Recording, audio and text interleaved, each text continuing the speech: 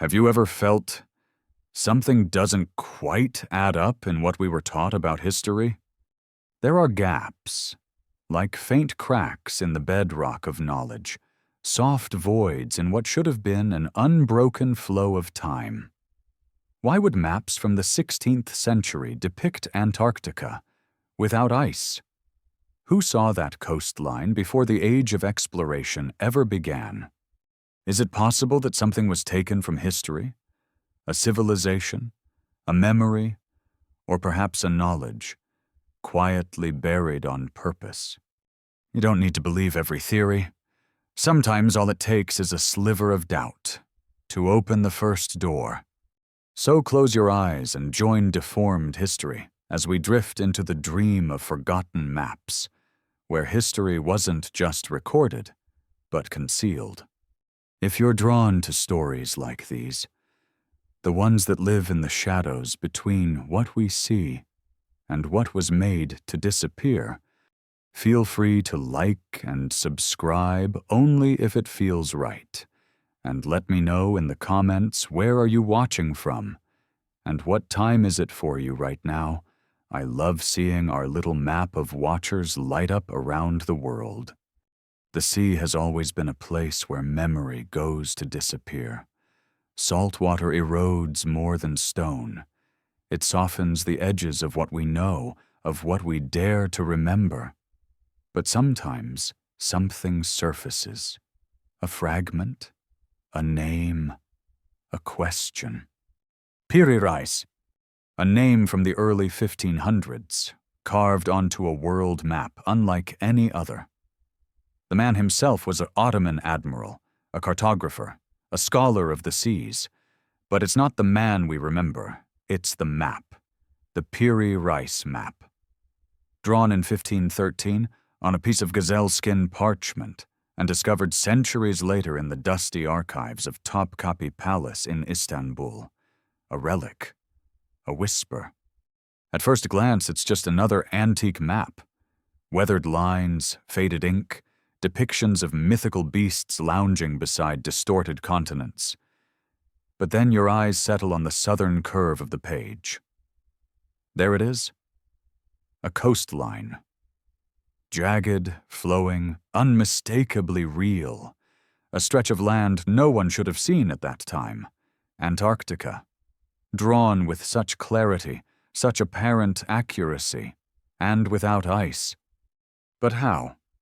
The official discovery of Antarctica happened in 1820, 3 centuries after the map was drawn, and no human, by conventional history, had laid eyes on the continent's interior until much later. The icy mass we know today has been frozen solid for thousands of years. Yet the Piri Reis map seems to capture it in a form that suggests it wasn't always that way. Could the map be wrong? Misinterpreted? Some scholars say so. They claim it's just a distorted view of South America extended too far south. Others disagree. Some cartographers, geophysicists, even military analysts have studied the curves and proportions and found them eerily consistent with the actual subglacial coastline of Queen Maud Land, a part of Antarctica buried beneath miles of ice. But how could a man in the 16th century know what lay beneath that ice? Piri Reis left notes on the map, scribbled along the margins like breadcrumbs. He claimed his work was not original, that he compiled it from older sources. 20, maybe more. Some from Arab sailors, others from Indian maps, and crucially, some, he says, from the maps drawn in the days of Alexander the Great. That would date the knowledge back to around 300 BCE. But Alexander never reached Antarctica. No one did. Unless the knowledge itself came from someone, or something, older. There are those who believe that the map is a remnant, a fragment passed down from an advanced civilization long lost to time. Atlantis, Mu, Lemuria. The names shift with culture, with language, but the essence remains the same. A people who once knew the world in ways we've forgotten. They say the Piri Reis map might be a copy of a copy of a copy. A ghost of a civilization erased not by time alone, but by deliberate forgetting. Why would such knowledge vanish? Some suggest natural disasters. Others point to a cyclical cataclysm. The melting of polar caps, the rising of seas, the tilting of the Earth's axis. An ancient global reset. But there's another theory, more unsettling, that some knowledge was hidden on purpose, that certain truths were too dangerous or too powerful to be allowed into the hands of the future. What if someone preserved them, not to share but to control? There are secret societies whispered about in late-night books and quiet corners of the internet. The Brotherhood of the Serpent, the Keepers of the Flame, the Invisible College. Tales of hidden archives beneath the Vatican or under the Sphinx, or in Himalayan monasteries cloaked in cloud and silence. Stories of ancient maps locked away from public eyes, held only by those deemed worthy or obedient. In 1960, the U.S. Air Force examined the Piri Reis map. Analysts from their cartographic section compared it to modern data and concluded that the depiction of Antarctica's ice-free coast was, quote, astonishingly accurate. This sparked interest from other institutions, including the U.S. Hydrographic Office. For a moment, the map flickered into official awareness. And then, just as suddenly, it vanished again into obscurity. Debunked, dismissed, forgotten. But what if that vanishing was part of the pattern? History has a way of burying inconvenient artifacts. Manuscripts disappear. Tombs are sealed and never reopened. Entire libraries burn in unexplained fires. And sometimes, the story that survives is the one most convenient for the present. Could it be that Piri Reis, unknowingly, stumbled onto a memory not his own, that he was just the final hand in a long line of careful copyists, tracing over the edges of a truth no longer allowed to exist? And if so, how many other maps are out there? Half forgotten, mislabeled, locked in drawers of old estates or hanging in dusty museums, dismissed as curiosities? How many whispers have we silenced because they didn't fit the narrative? The Piri Reis map is not proof, not a revelation.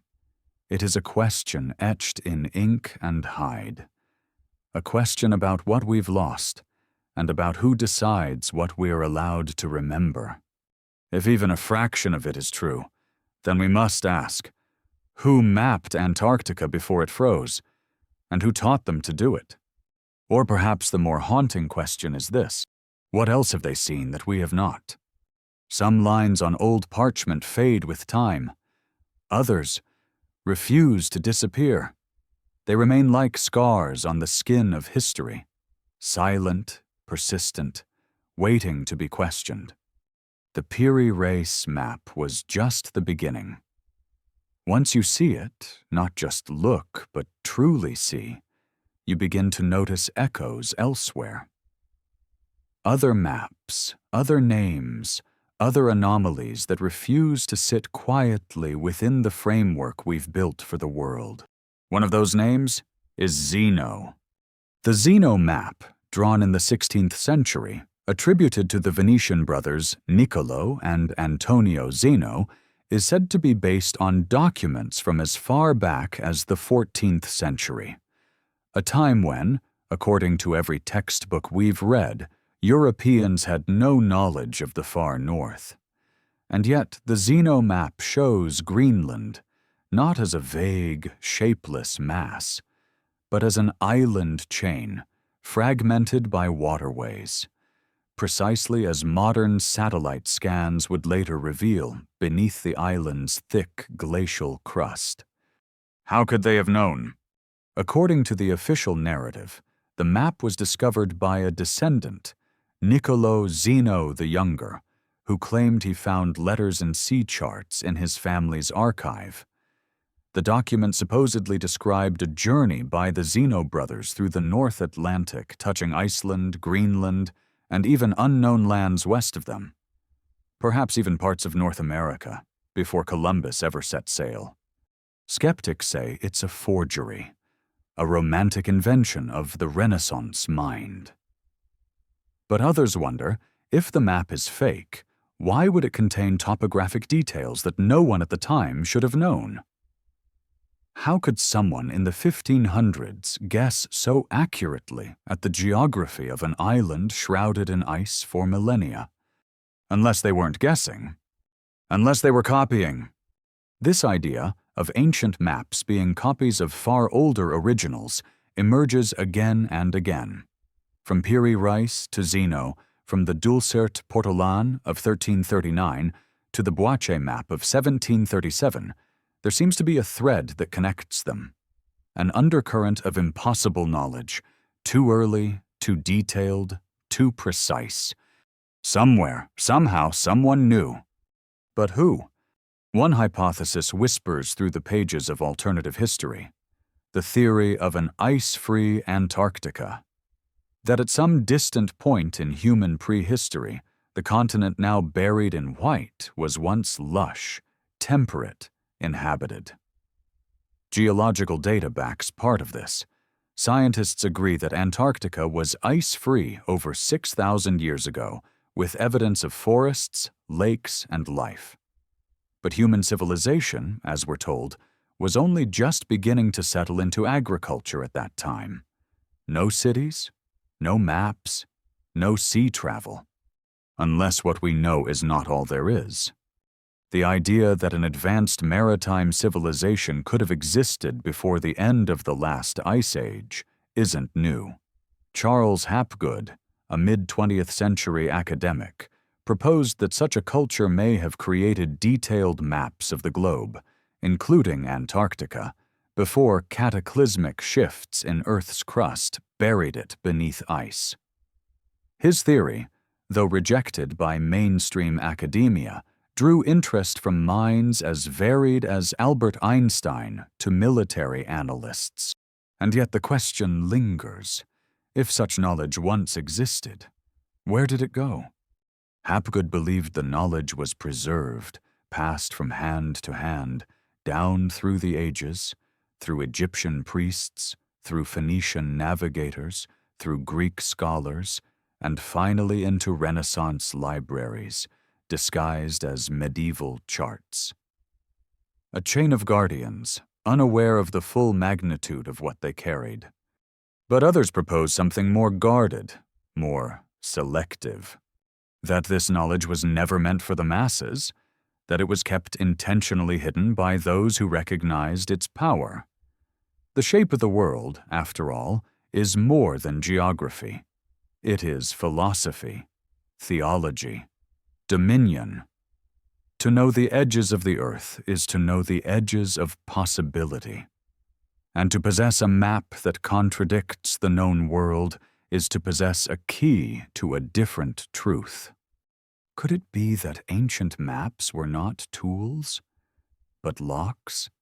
If so, who holds the keys? Whispers surface, as they always do, of the Knights Templar, the Rosicrucians, the Freemasons, organizations shrouded in allegory, secrecy, and layers of meaning. Most dismiss these as romantic fictions or misunderstood rituals, but the Templars, for instance, did return from the Holy Land not just with relics, but with knowledge, architectural, mathematical, esoteric.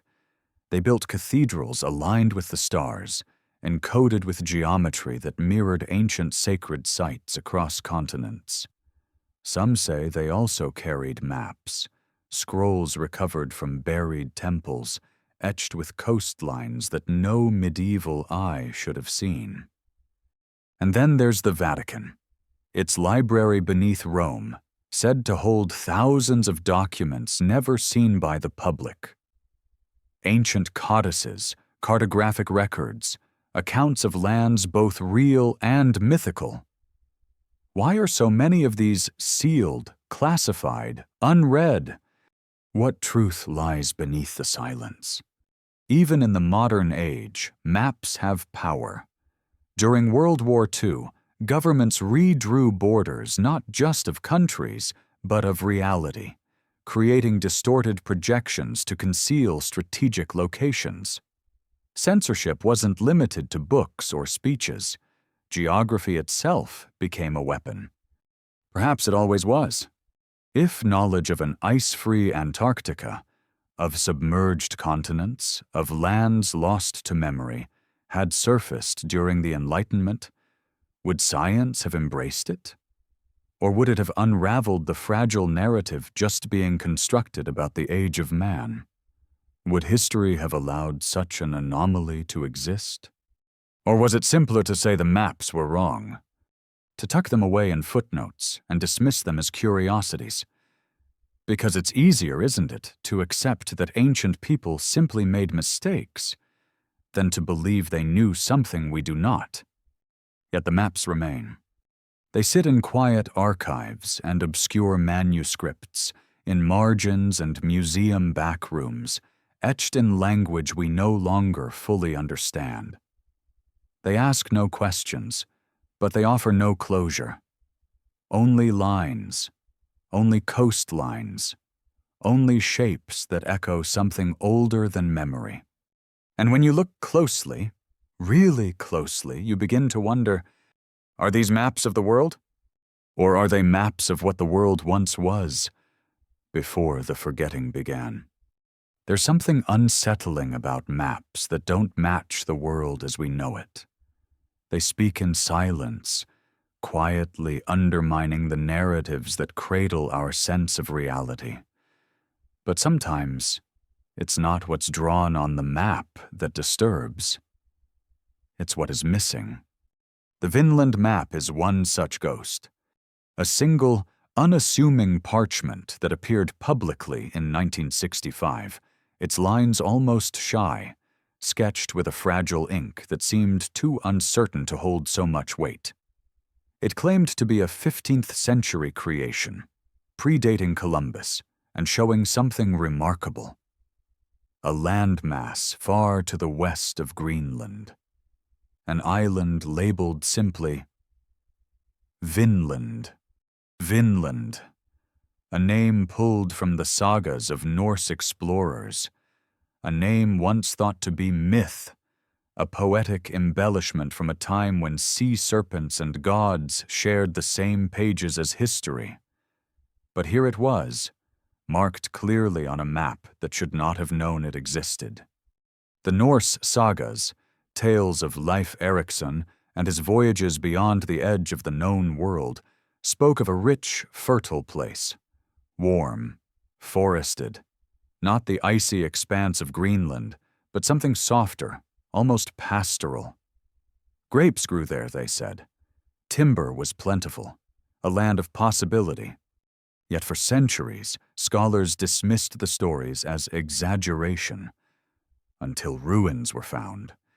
In the 1960s, at Lance aux Meadows in Newfoundland, archaeologists uncovered the remains of a Norse settlement, turf houses, iron nails, cooking pits, a clear footprint of Viking presence in North America, 500 years before Columbus ever sighted the Caribbean. The sagas, it turned out, were not fantasy.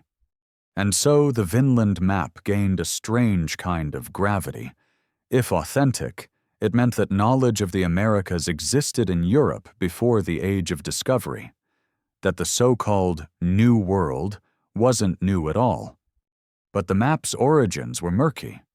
It was said to have surfaced from a private collection, passing quietly through the hands of collectors before reaching Yale University. There, it was analyzed, celebrated, and immediately contested. Some experts pointed to the ink, saying it contained anatase, a form of titanium dioxide that wasn't used in ink until the 20th century. A forgery, they said. An elegant deception.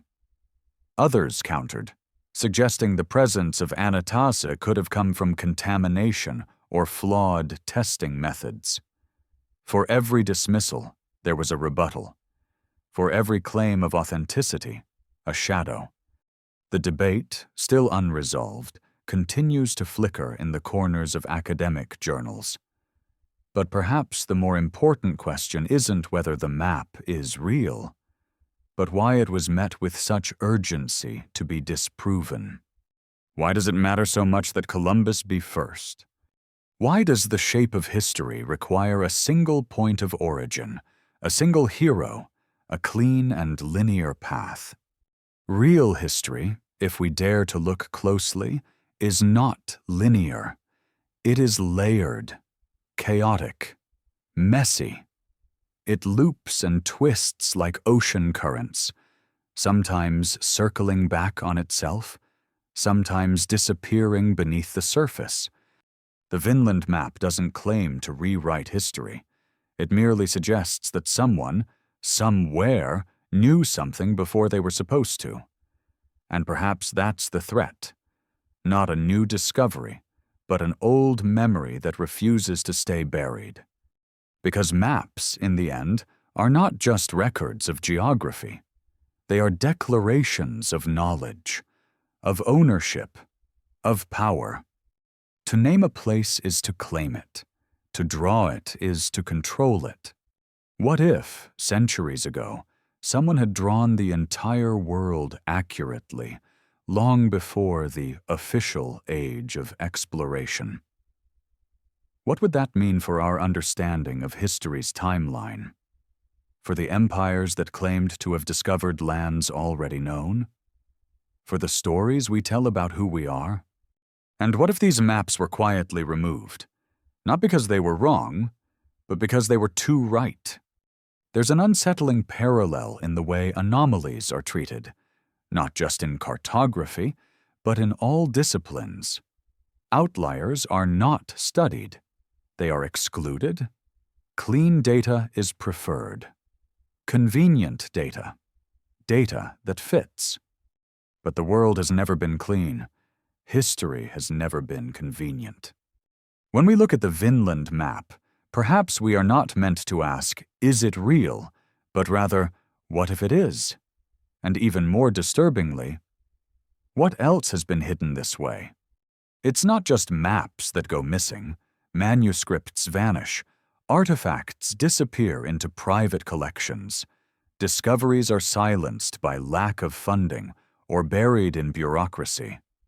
Museums quietly label objects as origin unknown. Libraries possess shelves of works labeled apocryphal, unverified, or simply non-canonical. There's a subtle architecture of forgetting built into how we handle history. And every now and then, something slips through. The Vinland map slipped through. So did the Piri Reis, the Zeno, the Orontius Finaeus map, the Buache map, fragments, windows, shards of a mirror too shattered to reflect clearly, but too sharp to ignore. Taken together, they begin to suggest a pattern, not a hidden truth, but a deliberately obscured one, a truth known only in fragments, and perhaps preserved in places far beyond our reach, not just in museums, but in memory, in whispered lore passed through generations, in oral traditions that scholars too often dismiss, in glyphs on cave walls, in stone carvings whose meanings have been filed away under the category of unknown purpose. What if these maps are simply echoes? Echoes of something older, something deeper. A world not just unexplored, but remembered. And if that's true, then the question we must ask is not just who drew the Vinland map, Shibakansur, but who remembered it. And why did they want us to forget? Some truths arrive too early, and so they are ignored. Others arrive too late, and so they are buried. But every so often, something arrives just in time to be forgotten. The Orontius Finaeus map is one of those things. Dated to 1531 and printed in France by the cartographer Orontius Finaeus in Latin, it presents an enigma that has haunted researchers for decades. At its center, carefully inked between flowing oceans and exaggerated continents, lies a landmass few expected to see with such bold clarity. Antarctica. But it's not the Antarctica we know. There are no ice sheets covering the continent, no endless white void. Instead, Finaeus shows mountain ranges, river systems, and a defined coastline, features now buried under thousands of feet of glacial cover. In some areas, the map's contours align almost eerily with modern topographic data retrieved through seismic surveys and radar imaging. Not the surface of the ice, but the land beneath it. Again, we are forced to ask, how? The scientific consensus holds that Antarctica has been under heavy ice for at least 6,000 years. Some argue more than 15,000. No known civilization from that era possessed the technology to map its interior, let alone draw it with such accuracy. And yet here it is, not in a modern satellite image, but on a map printed during the Renaissance. Finaeus himself claimed the map was drawn from ancient charts, recovered, he said, from explorers, sailors, and obscure sources passed down through unknown hands. He never claimed originality. Like Piri Reis, like Zeno, he saw himself as a compiler of older knowledge, stitching together fragments from a past that refused to vanish entirely. But if we take him at his word, who created the originals? To suggest that pre-Ice Age civilizations were capable of advanced cartography is to walk into territory that mainstream history has long rejected. And yet we keep returning. We return not out of fantasy, but because of patterns, because of evidence that doesn't disappear, no matter how inconvenient. Consider this. To map the land beneath Antarctica's ice requires more than simply sailing around the continent. It requires penetrating the ice, understanding topography, charting elevations and riverbeds. This isn't the work of ancient wanderers with crude instruments. It implies knowledge of geophysics, knowledge we've only recently begun to replicate.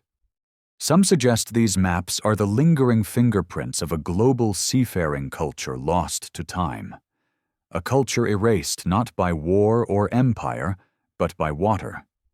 The Great Deluge.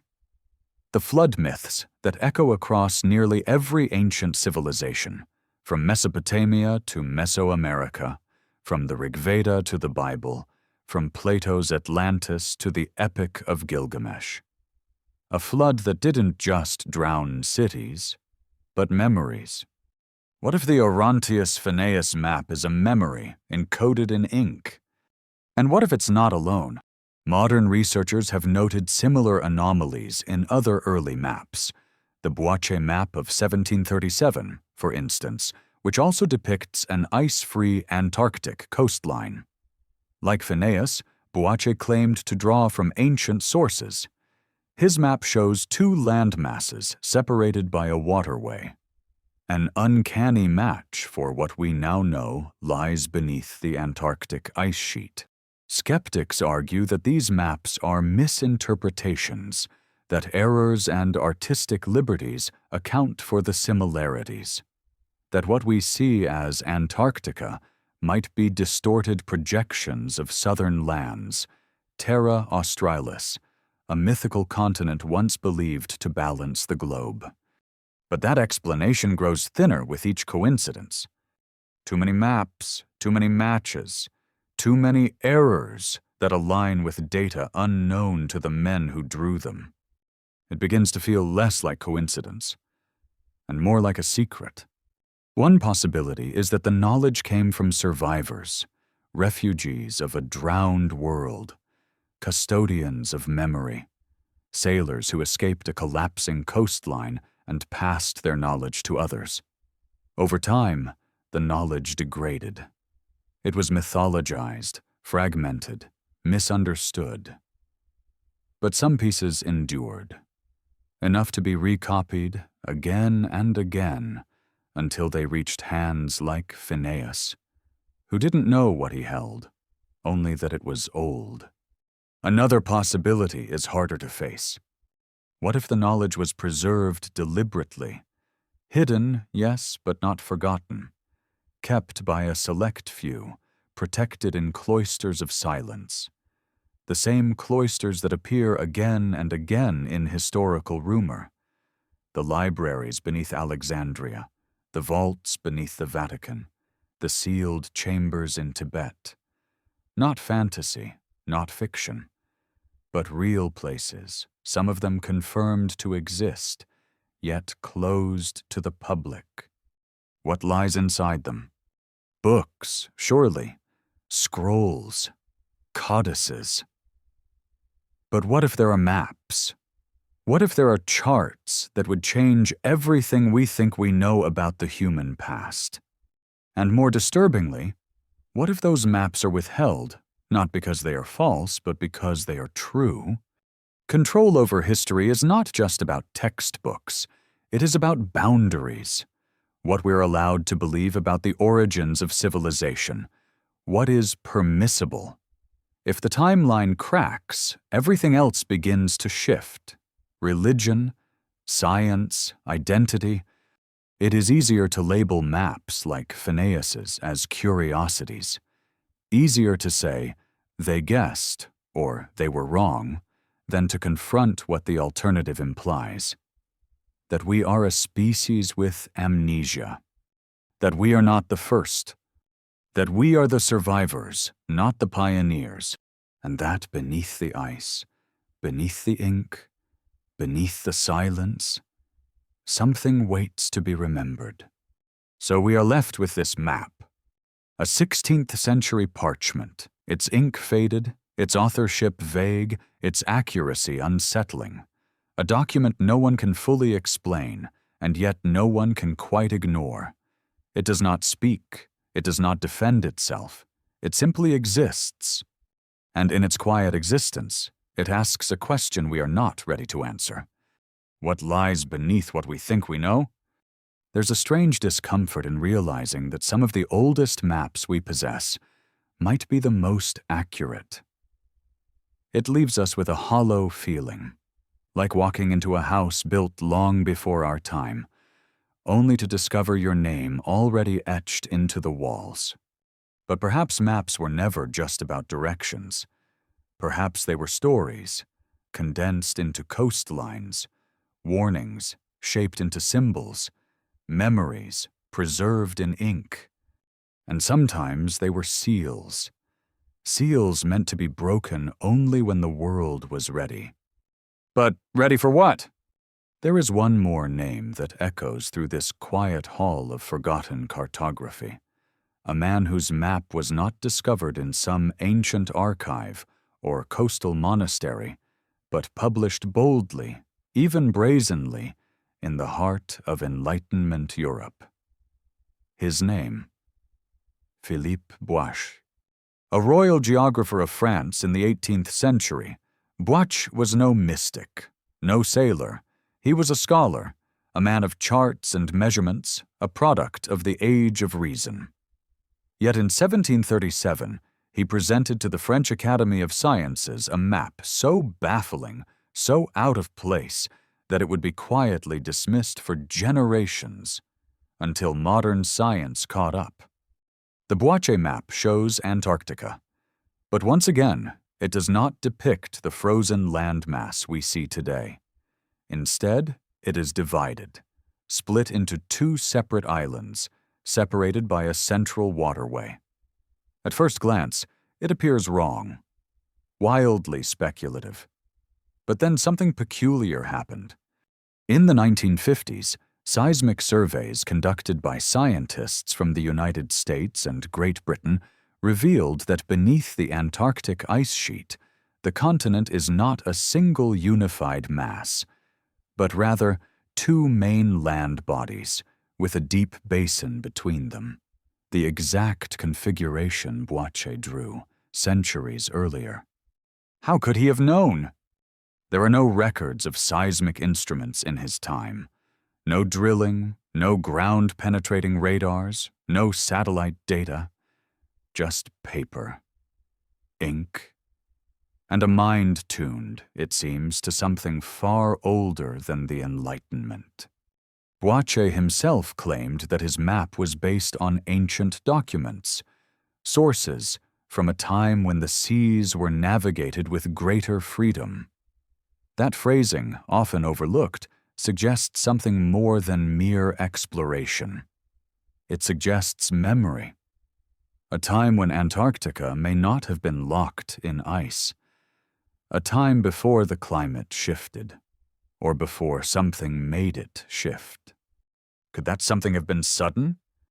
There are theories, dark ones, that Antarctica's current state is not a slow consequence of natural glaciation, but the scar of a catastrophe. A pole shift, a crust displacement, a sudden change in the position of the Earth's axis, violently moving the continent from a temperate zone into the deep freeze. The science is debated. The possibility unnerving. Because if true, it would mean the continent we now call uninhabitable may once have been something else entirely. A cradle of civilization? A library of ancient knowledge? A city? Such ideas have long been relegated to the fringe. Atlantis, Hyperborea, Hollow Earth. Easy to mock, easier still to dismiss.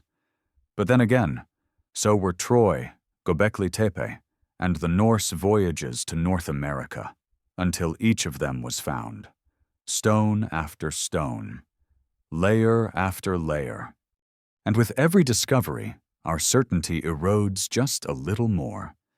Buache may not have known what he was revealing. He never claimed to expose a lost world.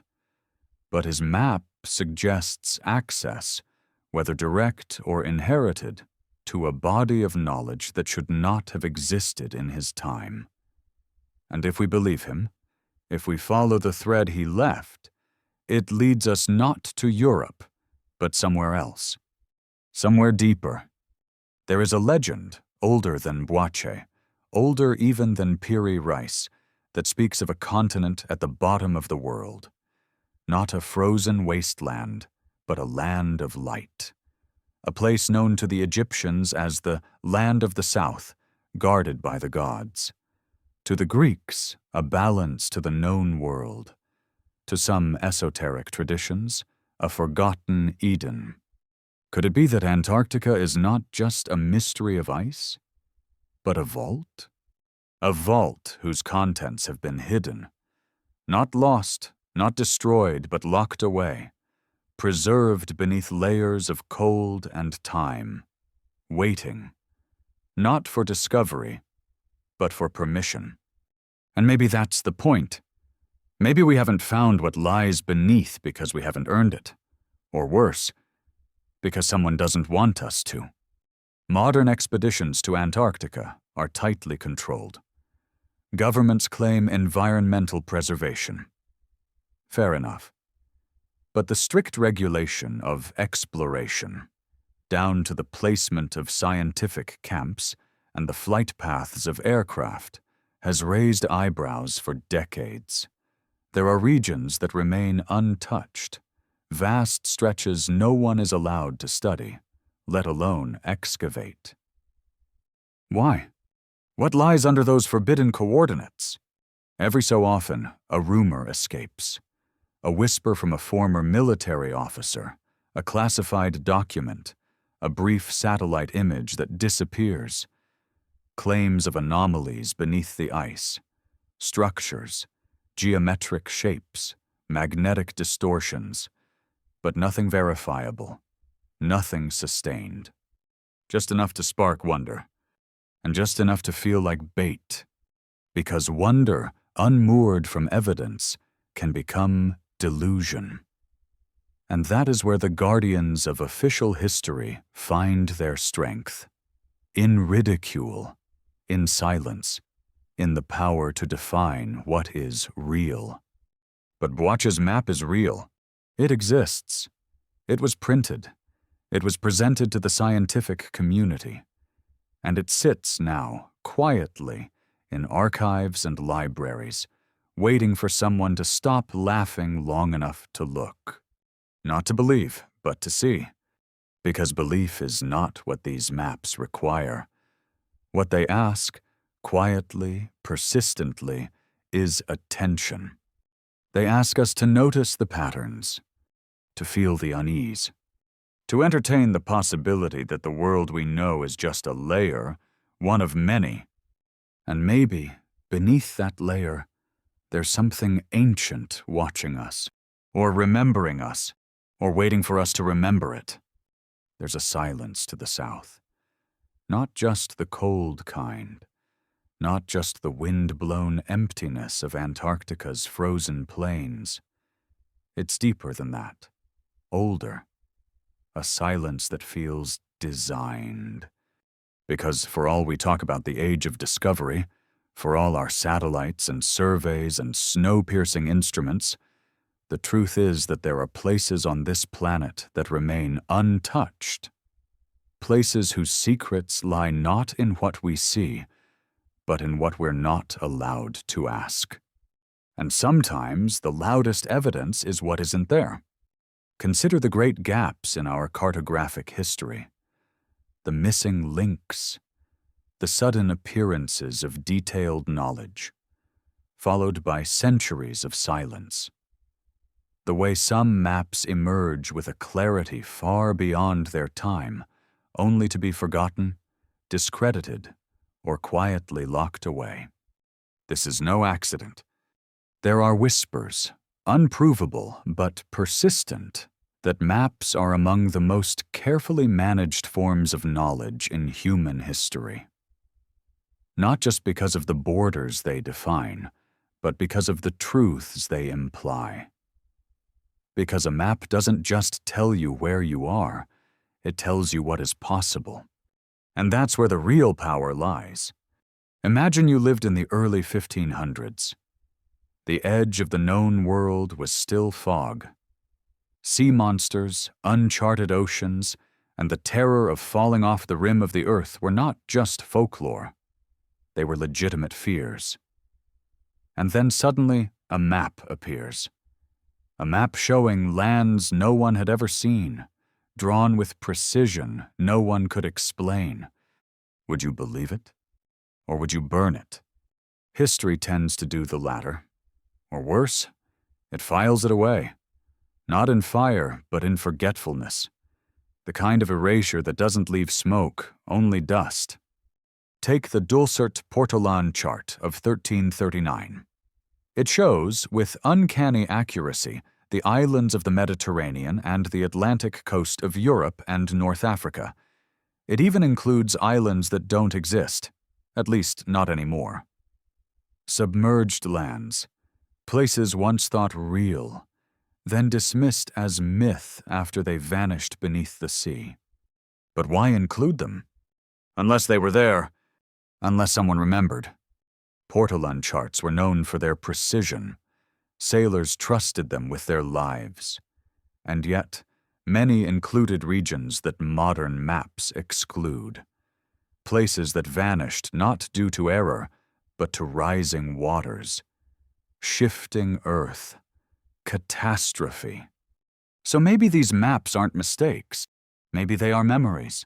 There is a growing hypothesis, often laughed out of mainstream archaeology, that the end of the last ice age brought with it a global trauma, a flood, a quake, a skyborne fire, something massive, something capable of wiping not just cities, but timelines.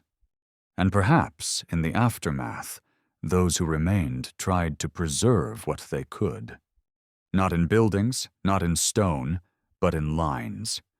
Lines on skin, on scrolls, on etched metal and hide. Maps not made for navigation, but for remembrance. Preserved knowledge is never neutral. To remember something is to carry its power, and power, when unshared, becomes control. Which brings us to an uncomfortable possibility that some of these ancient maps were never truly lost, that they were kept, hidden, guarded by institutions or orders whose silence has stretched for centuries. There are documented references to lost libraries, repositories of ancient knowledge that simply vanished. The Library of Alexandria is the most famous, but not the only one. The Library of Pergamon. The records beneath the Temple of Ptah in Memphis. The codices of the Maya. The Nag Hammadi texts, hidden for millennia in a clay jar. And always in the background, the question, what was in them? And who has them now? Some believe secret knowledge survives within elite circles, esoteric orders that function like shadows behind the curtain of history. Not necessarily malicious, but selective, cautious. There are stories, hard to verify, impossible to ignore, of hidden map rooms beneath the Vatican, of scrolls locked away under the dome of the rock, of ancient star charts in Tibetan monasteries, of maps etched in gold plates found deep in South American caves, guarded by indigenous elders who speak of visitors from before the moon came. Are these simply legends? Maybe. But even legends come from somewhere. And if you were tasked with protecting dangerous knowledge, knowledge that could shatter civilization's storybook origins, wouldn't you bury it in myth? Wrap it in metaphor? Hide it in plain sight? Maps could be the perfect vessel. Quiet, non-threatening. Dusty relics hanging behind museum glass. But look closely, and they hold truths that textbooks don't. Truths about lands now missing. Coastlines shifted. Places that once were and might be again. One of the more chilling patterns in these ancient maps is how often they align with places of myth. The Orontius Finaeus map doesn't just hint at a warm Antarctica. It hints at a structured one, with rivers, deltas, internal symmetry, as if it were designed. The same is said about Atlantis. Plato described it in geometric perfection, rings of land and water centered around a glowing temple. For millennia, it was dismissed as allegory, but lately, satellite images of the Sahara, the Richat structure, also called the Eye of the Sahara, have sparked new questions. Could the Sahara have once held water? Could a city have existed there, erased by sandstorms and time? Could that, too, have been remembered in a map? We may never know, but the more we find, the harder it becomes to believe that history is as simple as we once thought. These old maps refuse to sit quietly. They vibrate with something, like a signal too faint to hear, but too steady to ignore. Maybe they're not waiting for us to find them. Maybe they're waiting for us to listen. Because if we do, if we really listen, we might begin to hear something through the noise of the present, something ancient, something urgent. A warning, a memory, a question we were never meant to stop asking. They say the earth forgets nothing, that beneath every layer of soil, every cracked shell of rock, every slab of ice, something waits, silent, patient, watching. But it's not the land that forgets. It's us. We build stories on clean foundations, histories with beginnings and endings, timelines that move in straight lines, neat and manageable. But the world, This deep, shifting, ancient world rarely gives us lines. It gives us loops, fragments, echoes, and sometimes maps. What do we do with a map that doesn't fit? We hide it. Or worse, we explain it away. We give it new names, new contexts. We say it was symbolic, or premature speculation, or based on hearsay. But that doesn't erase the line it draws. And if that line points to something real, something outside the accepted model, it becomes a crack in the foundation. A crack that only widens. Some of those cracks run beneath the ocean. There are maps, old maps, that show land where there is now only sea. Entire island chains that no longer exist. Continents that vanish between one century and the next. The most famous of these is perhaps the legendary continent of Mu, said to have existed in the Pacific Ocean, home to an advanced civilization, until it sank in a catastrophic event lost to time. Colonel James Churchward, an English researcher in the late 19th century, claimed to have uncovered tablets in India, written in a forgotten language, which told of this land. According to him, Mu was the origin of all high culture, and its destruction caused waves of refugees who spread knowledge to Egypt, Central America, and Asia. Mainstream historians called him a fraud. And maybe he was. But if so, it raises a different kind of question. Why, then, do so many unrelated ancient cultures speak of a vanished homeland across the sea? Why do Polynesian oral traditions speak of sunken lands? Why do certain Japanese maps from centuries ago depict islands in the Pacific that no longer appear on modern charts? Is it possible that a landmass once stood there? That we've lost not just terrain, but the memory of the people who walked it? Geological evidence does hint at massive seismic activity in the Pacific. Subduction zones, collapsed plateaus, and ocean floor scans occasionally reveal anomalies, flat plateaus, symmetrical formations, even megalithic-looking structures. Most are quickly labeled natural. But natural doesn't always mean meaningless. And again, we return to the maps. The 16th century Japanese cartographer Soshun, for example, drew an elaborate depiction of Pacific islands, many of which don't exist today. Others have appeared on Portuguese navigation charts, only to vanish from later editions, and still others appear in obscure seafaring logs, islands with harbors, forests, even temples, now gone. Could sea levels alone account for all of them? Maybe. The end of the last ice age brought a dramatic rise in ocean levels, by over 300 feet in some places. Whole coastlines were swallowed. What is now the English Channel was once dry land.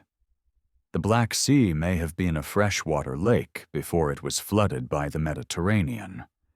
So it's not difficult to imagine that other regions, too, were erased. But the strange thing is how often these lost lands align with stories, not just from the Pacific, but globally.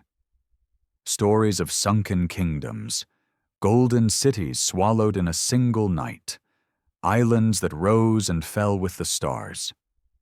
Atlantis, of course, is the most famous, but there are others. Cantor Gwaelod in Welsh myth, Kumari Kandam in Tamil lore, the sunken cities of Lake Titicaca. Are these simply metaphors for human pride? Or are they memories, badly translated across generations? When a story persists across continents and centuries, wearing different clothes but telling the same tale, we must ask, is it coincidence or echo? And if it's echo, what was the original sound? There is an idea, less a theory, more a quiet suspicion, that long before our known civilizations, a global seafaring culture once existed. Not necessarily technological in the modern sense, but organized. Advanced in ways we struggle to define. Capable of mapping coastlines, predicting celestial events, building structures aligned with impossible precision. Traces of such a civilization seem scattered across the world like broken sentences. The megalithic ruins of Nan Madol, rising from the Pacific with basalt walls. The Yonaguni Monument near Japan. Underwater terraces and pillars whose angles defy natural explanation. The submerged city off the coast of Dwarka in India.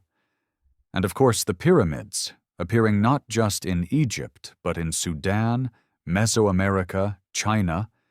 Were they built in isolation? Or do they hint at something shared? If so, what remains of this forgotten world? Perhaps only the maps. Perhaps the old maps were never meant for exploration, but for remembrance. A way of saying, we were here. We knew the world. We saw it before it changed. And maybe that's the most haunting part. That these people, whoever they were, didn't just vanish. They left traces, but they left them in forms we would one day forget how to read. Because a map is more than geography. It is world view. It is memory translated into line.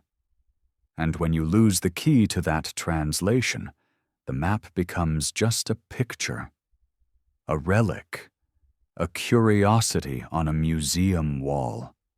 Unless you feel it, there is something visceral about tracing your fingers along a coastline drawn centuries ago, knowing the hand that etched it did so with knowledge we no longer understand.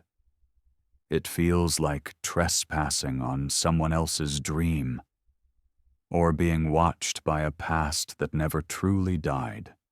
And sometimes, in those old maps, you find places with no name. Just shapes, contours, shadows, waiting for someone to see them. Not with eyes, but with memory. There's a certain kind of loneliness in staring at a place that no longer exists. Not a city in ruin. Not a monument lost to time. But a land that once stood and is now erased from every modern map. No borders, no coordinates. Nothing but silence where there was once shape.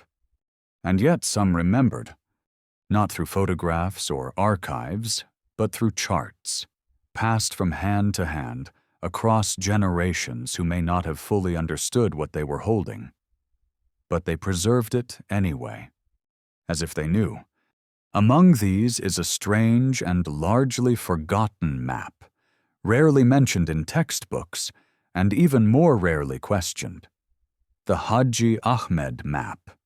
Created in 1559 in Turkey, it has been studied not for what it shows, but for how it shows it. Because this map does something peculiar. It presents the Earth from above. Not from a bird's eye or a mountain's peak, but from a vantage point far beyond the ground. A projection we would now recognize as similar to satellite images.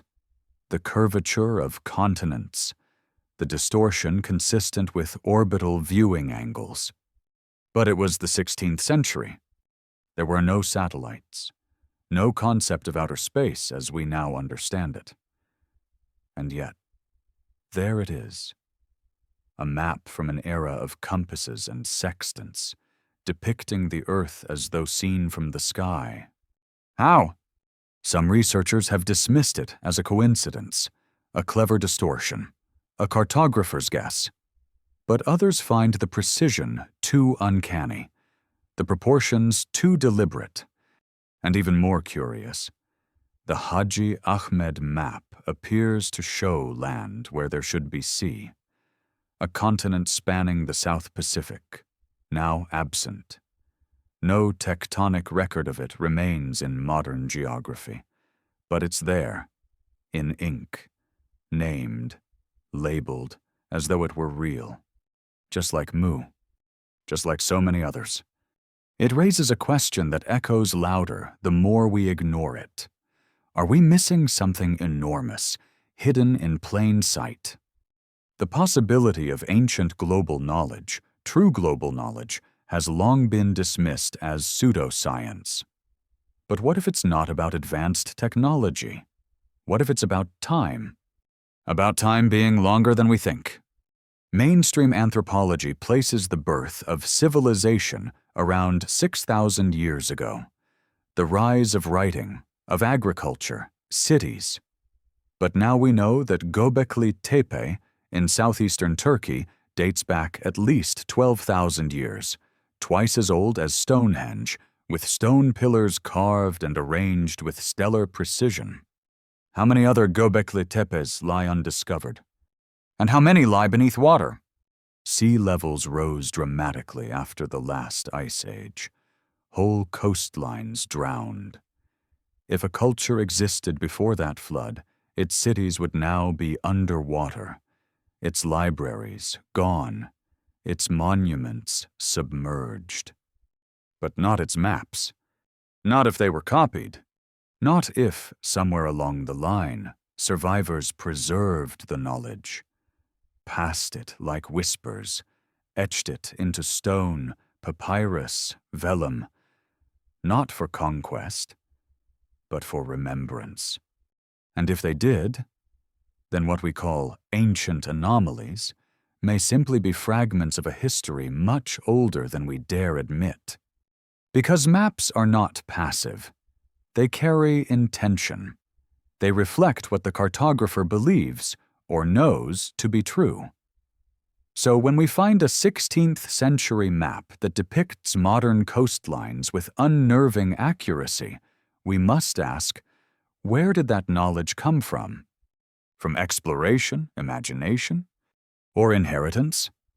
There's a pattern emerging, a quiet alignment of facts that resist coincidence. First, maps that show ice-free Antarctica. Then, projections that mirror satellite perspectives. Now, missing continents that align with flood myths across civilizations. At what point do we stop calling this chance? And who stands to benefit if we never do? The idea that ancient knowledge has been deliberately obscured is uncomfortable, but not without precedent. Throughout history, regimes have controlled maps to control perception. Empires have erased cities from records. Religious authorities have banned globes, destroyed atlases that contradicted doctrine. Even in modern times, cartography is rarely neutral.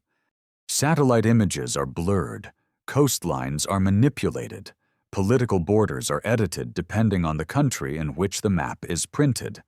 What we see is curated. Why would we assume it was ever different?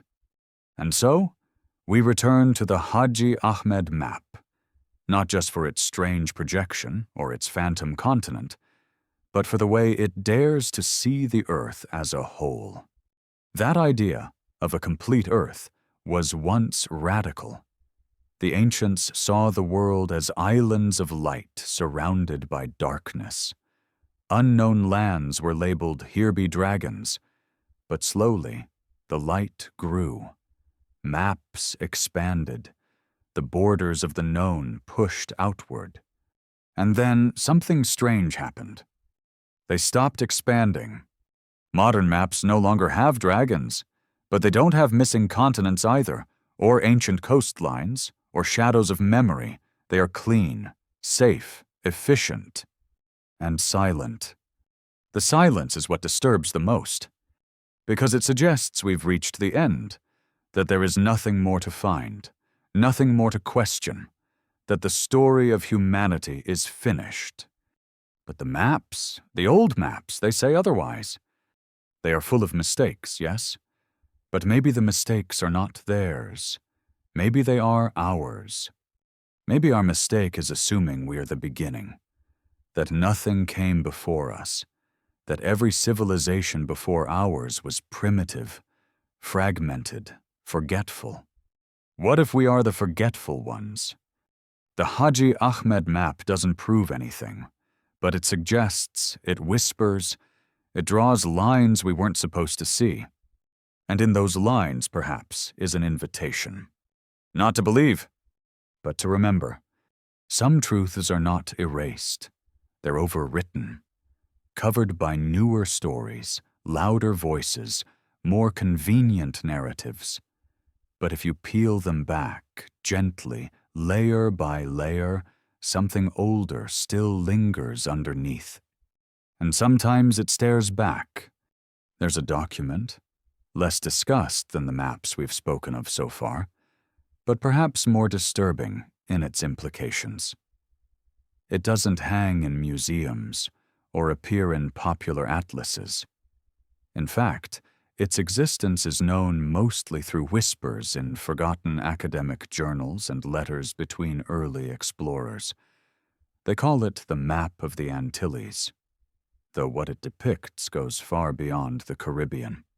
Supposedly compiled in the late 1500s by an anonymous Portuguese navigator, the Map of the Antilles includes a series of islands stretching deep into the Atlantic. Not the well-known ones, no sign of the familiar Caribbean curve, but rather a chain of lands that no longer exist. Symmetrical, equidistant, almost engineered. One of these islands is labeled Antillia, a name that shouldn't be there. Antillia first appeared on European maps in the 1400s, long before Columbus ever set sail. Mariners claimed it was a refuge of learned men who had fled the Islamic conquest of the Iberian Peninsula, an island of knowledge hidden westward across the sea.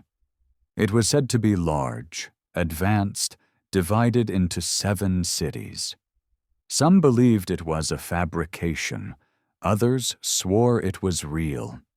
Even after voyages across the Atlantic found no such place, Antillia remained on maps for centuries, its shape shifting, its location uncertain, but always there, until one day cartographers stopped including it, just like that.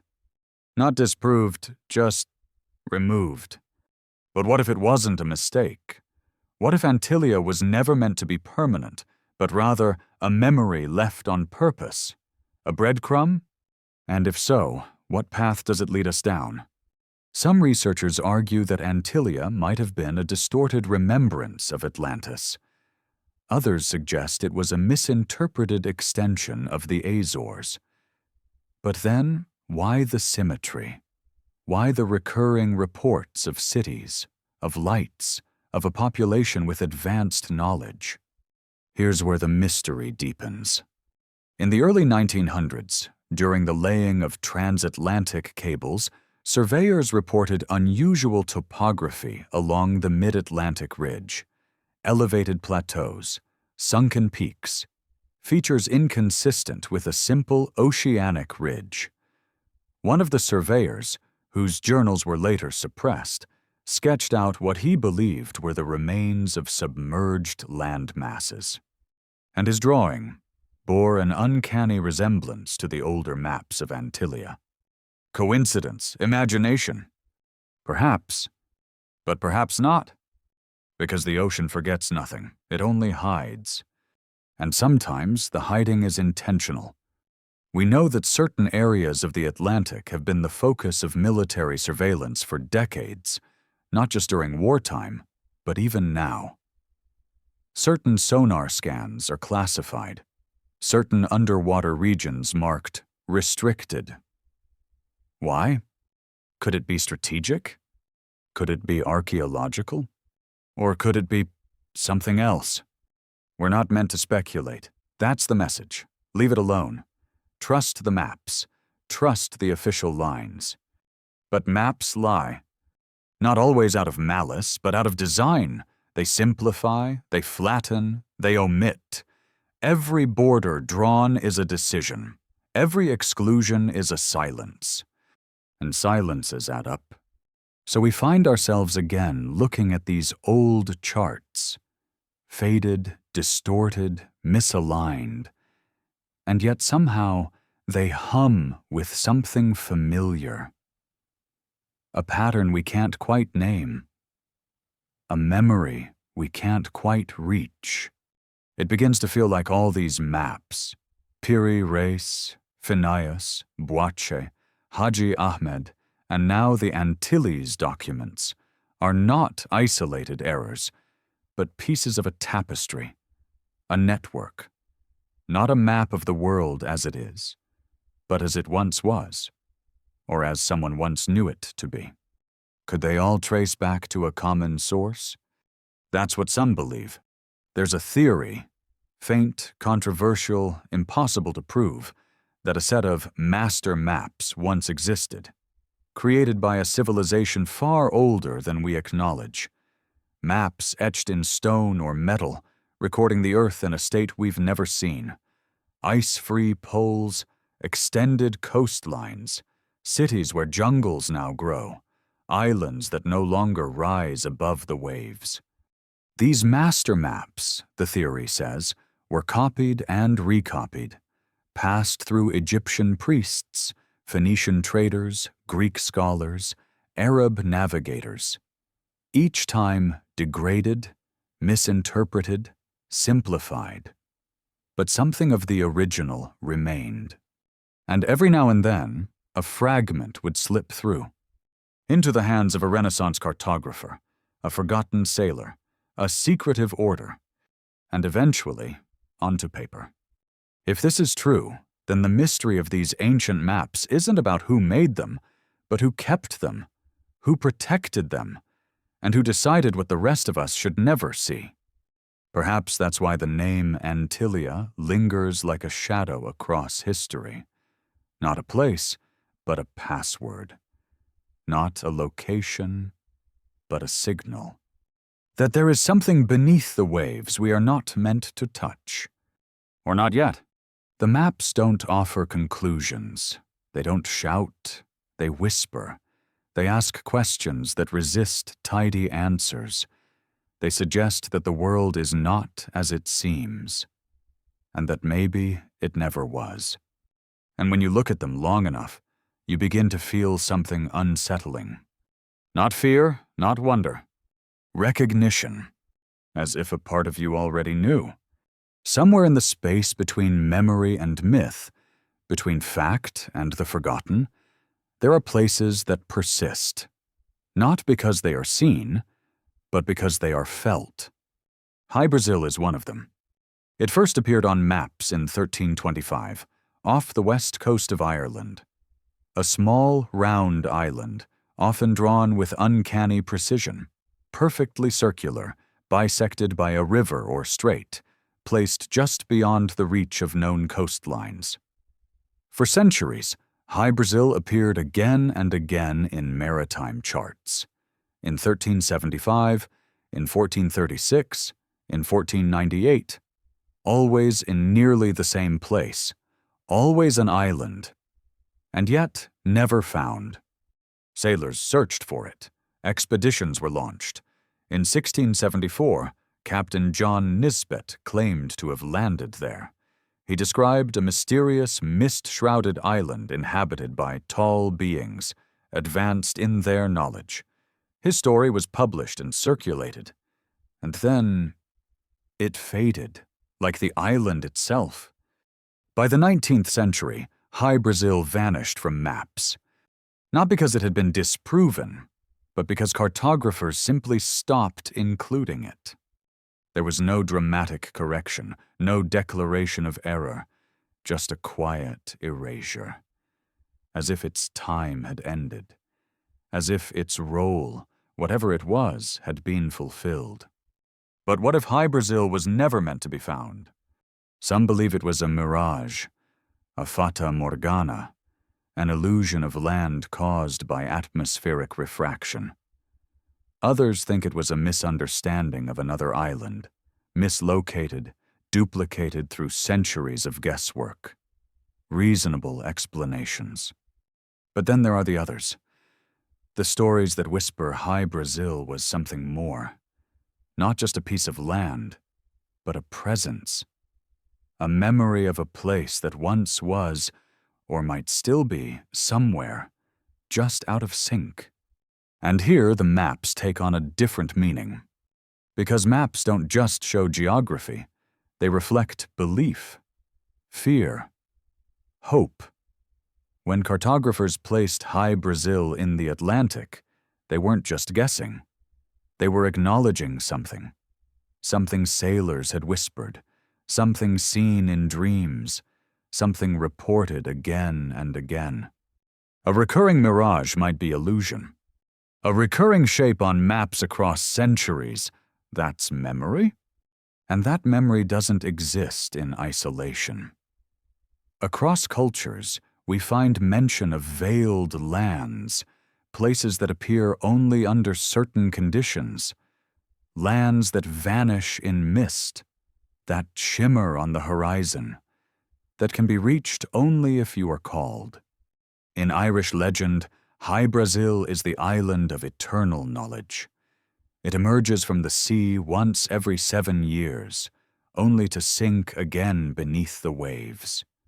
Not lost, just hidden. That motif is old. It appears in Celtic tales, in Norse sagas, in Polynesian chants, in Andean myths, lands that are not gone, but asleep. And once again, maps recorded them. Why? Why would cartographers, men of science, often working under the authority of kings, repeatedly include these places? Why risk ridicule? Unless they weren't ridiculed, unless the people who mattered believed them, or perhaps needed them. Hy-Brasil raises another question, one too often avoided. What is a map really for? Is it a tool for travel, for conquest, for trade? Or is it a record of the possible? Many ancient maps were not created for navigation at all. They were symbolic, philosophical, encoded with layers of meaning, coastlines mingled with stars, islands with prophecies, dragons not to indicate fear, but initiation. In that light, Hy-Brasil was not a destination. It was a key, a marker on the map of human consciousness. A place that tells you, here is something we don't understand, but we choose to remember it anyway.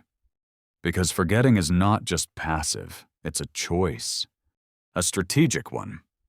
The disappearance of places like Hy-Brasil, Antillia, and even Atlantis from maps coincides with the rise of a new worldview, one that demanded certainty. The Enlightenment, the scientific revolution, the age of reason. Suddenly, the world had to make sense. Mystery became error. Myth became delusion. And the maps became quiet. Not inaccurate, just silent. The old voices, the strange islands, the hidden lands, they were all scrubbed clean.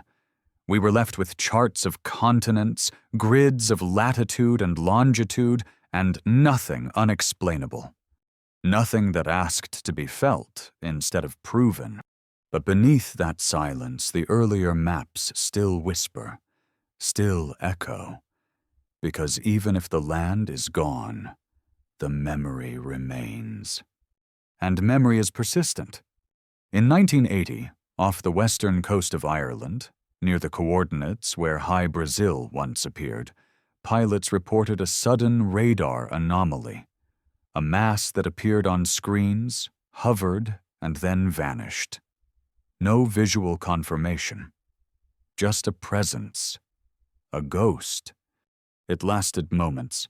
But moments are enough. And this wasn't the only report. Similar anomalies had occurred for decades, even centuries, if we trust the sailors' logs from before. Things seen at sea that defy understanding, that appear and disappear, that behave not like land or ship, but like something in between. Some would call it madness. Others, a pattern of recurrence, of return. Because perhaps places like Hy-Brasil don't exist in space, but in time. Not as coordinates, but as moments. Portals not between locations, but between layers of memory. Something seen only when the world grows quiet enough. Like a face behind fogged glass, and perhaps that is what the old maps are trying to show us, not geography but memory maps. Traces of knowledge we once had. Glimpses of a time when the earth was different, or when we were. Maybe these places never sank. Maybe we did. And now, map by map, memory by memory, we are trying to rise again, to lift ourselves back into awareness, to remember what we once knew, that the world is not a static object, but a living intelligence, that some lands are real not because they are found, but because they are remembered. And Hy-Brasil still waits. There are maps made of ink, and there are maps made of stone. The ones carved into mountainsides, pressed into desert floors, hidden beneath jungles, too vast to see from the ground, visible only from above. But visible to whom? And when? Nazca. The name barely echoes now, like a fading thought in a room too large for sound. A stretch of high arid plateau in southern Peru, where hundreds of lines, geoglyphs, and shapes stretch across the land like messages scrawled by giants. Birds, monkeys, spiders, spirals, long runways that cut straight across the hills. They weren't discovered until airplanes flew overhead. The Nazca lines. To walk among them is to see nothing, just gravel and dust. But from the sky, something changes. A new language appears, one that doesn't use words, just symbols and scale. A visual grammar meant for an impossible vantage point. They are, quite literally, maps for the sky. But the question has always been, why? Mainstream theories propose they were ritual pathways, offerings to gods above, alignments with astronomical events. But some of the figures are so large, so geometrically perfect, that they seem to demand another level of interpretation. Not just for human eyes, but for something else. Something higher. Something watching. And if you follow the lines, really follow them, they don't point nowhere. Some align with celestial events, solstices, equinoxes. Others lead straight toward the Andes, or disappear into the vast Pacific, as if remembering a route lost long ago, as if mapping not just place, but return. And here's where it begins to converge, because not far from the Nazca Plateau lies another enigma, older still, the city of Tiahuanaco. High in the Bolivian Andes, this ancient site defies simple explanation. Its megalithic stones, some weighing over 100 tons, are carved with precision beyond the tools believed to exist at the time. They're aligned to celestial events. They're cut with right angles, interlocking joints, and magnetized surfaces that confuse compasses. But the most haunting feature of Tiahuanaco is not its size, or its age, or even its mystery. It's its orientation. Researchers have found that the entire complex may have once been aligned with the sea level, but it's now over 12,000 feet above it. Geological shifts? Possibly. But for a city to rise that far implies something more violent, more sudden. A cataclysm, a displacement, a reordering of the Earth itself. And if that happened, if the Andes rose in a blink, not a millennium, then what else might have moved? What else might have sunk? Maps don't show these changes, not the modern ones, but the ancient maps, the impossible maps, They remember. They show coastlines that no longer exist, rivers now buried, mountains that hadn't yet risen. Some even show Lake Titicaca, now a freshwater body high in the mountains connected to the sea, which it no longer is. But maybe once it was. And maybe that's the point. That the earth we live on is not a fixed surface. It is breathing, shifting, remembering and forgetting in cycles far older than our calendars can track. Civilizations might rise not because they mastered nature, but because they understood its rhythm, and when the rhythm broke, they vanished. But not completely. They left trails, lines in the desert, stone maps pointed at the stars, coordinates embedded in myth, and sometimes, when we overlay them, when we take the Nazca lines, the layout of Tiahuanaco, the grid patterns of ancient sites around the world, a strange pattern begins to emerge. A global geometry, alignments that span continents, triangulations that cross oceans, as if someone long ago had mapped the world as a whole, not as separate empires but as a single structure, a body with arteries, pressure points, memory centers. This idea is old. The ancients called them ley lines, dragon paths, song lines, invisible rivers of energy connecting sacred sites. To modern ears, it sounds mystical, pseudoscientific. But even today, our satellites have begun to detect strange magnetic anomalies in the same regions these lines were said to run through. Coincidence? Or residue? What if the Earth once had a grid? Not one we built, but one we remembered, one we tuned into. What if those ancient civilizations, so mysterious, so forgotten, weren't more advanced in technology, but in memory? What if they knew how to listen to the planet itself? What if the maps they left behind weren't just for travel? What if they were instructions? Not how to go from point A to B, but how to align, how to build in resonance with something larger, something invisible, something ancient enough to forget us, and kind enough to remind us. But that kind of remembering isn't found in textbooks. It isn't taught. It's sensed. And it begins with looking at the things we've ignored, the maps we've dismissed, the lines we've paved over, the names we've erased. Nazca, Tiahuanaco, Atlantis, Mu, Hy-Brasil, Antillia. All different, all distant, and yet connected. Not by borders, not by language, but by silence. A silence we've mistaken for absence. But now as we look closer, as we begin to feel the weight of the world's forgotten history pressing against the walls of our certainty, that silence begins to shift. It's not empty. It's full. And it's waiting.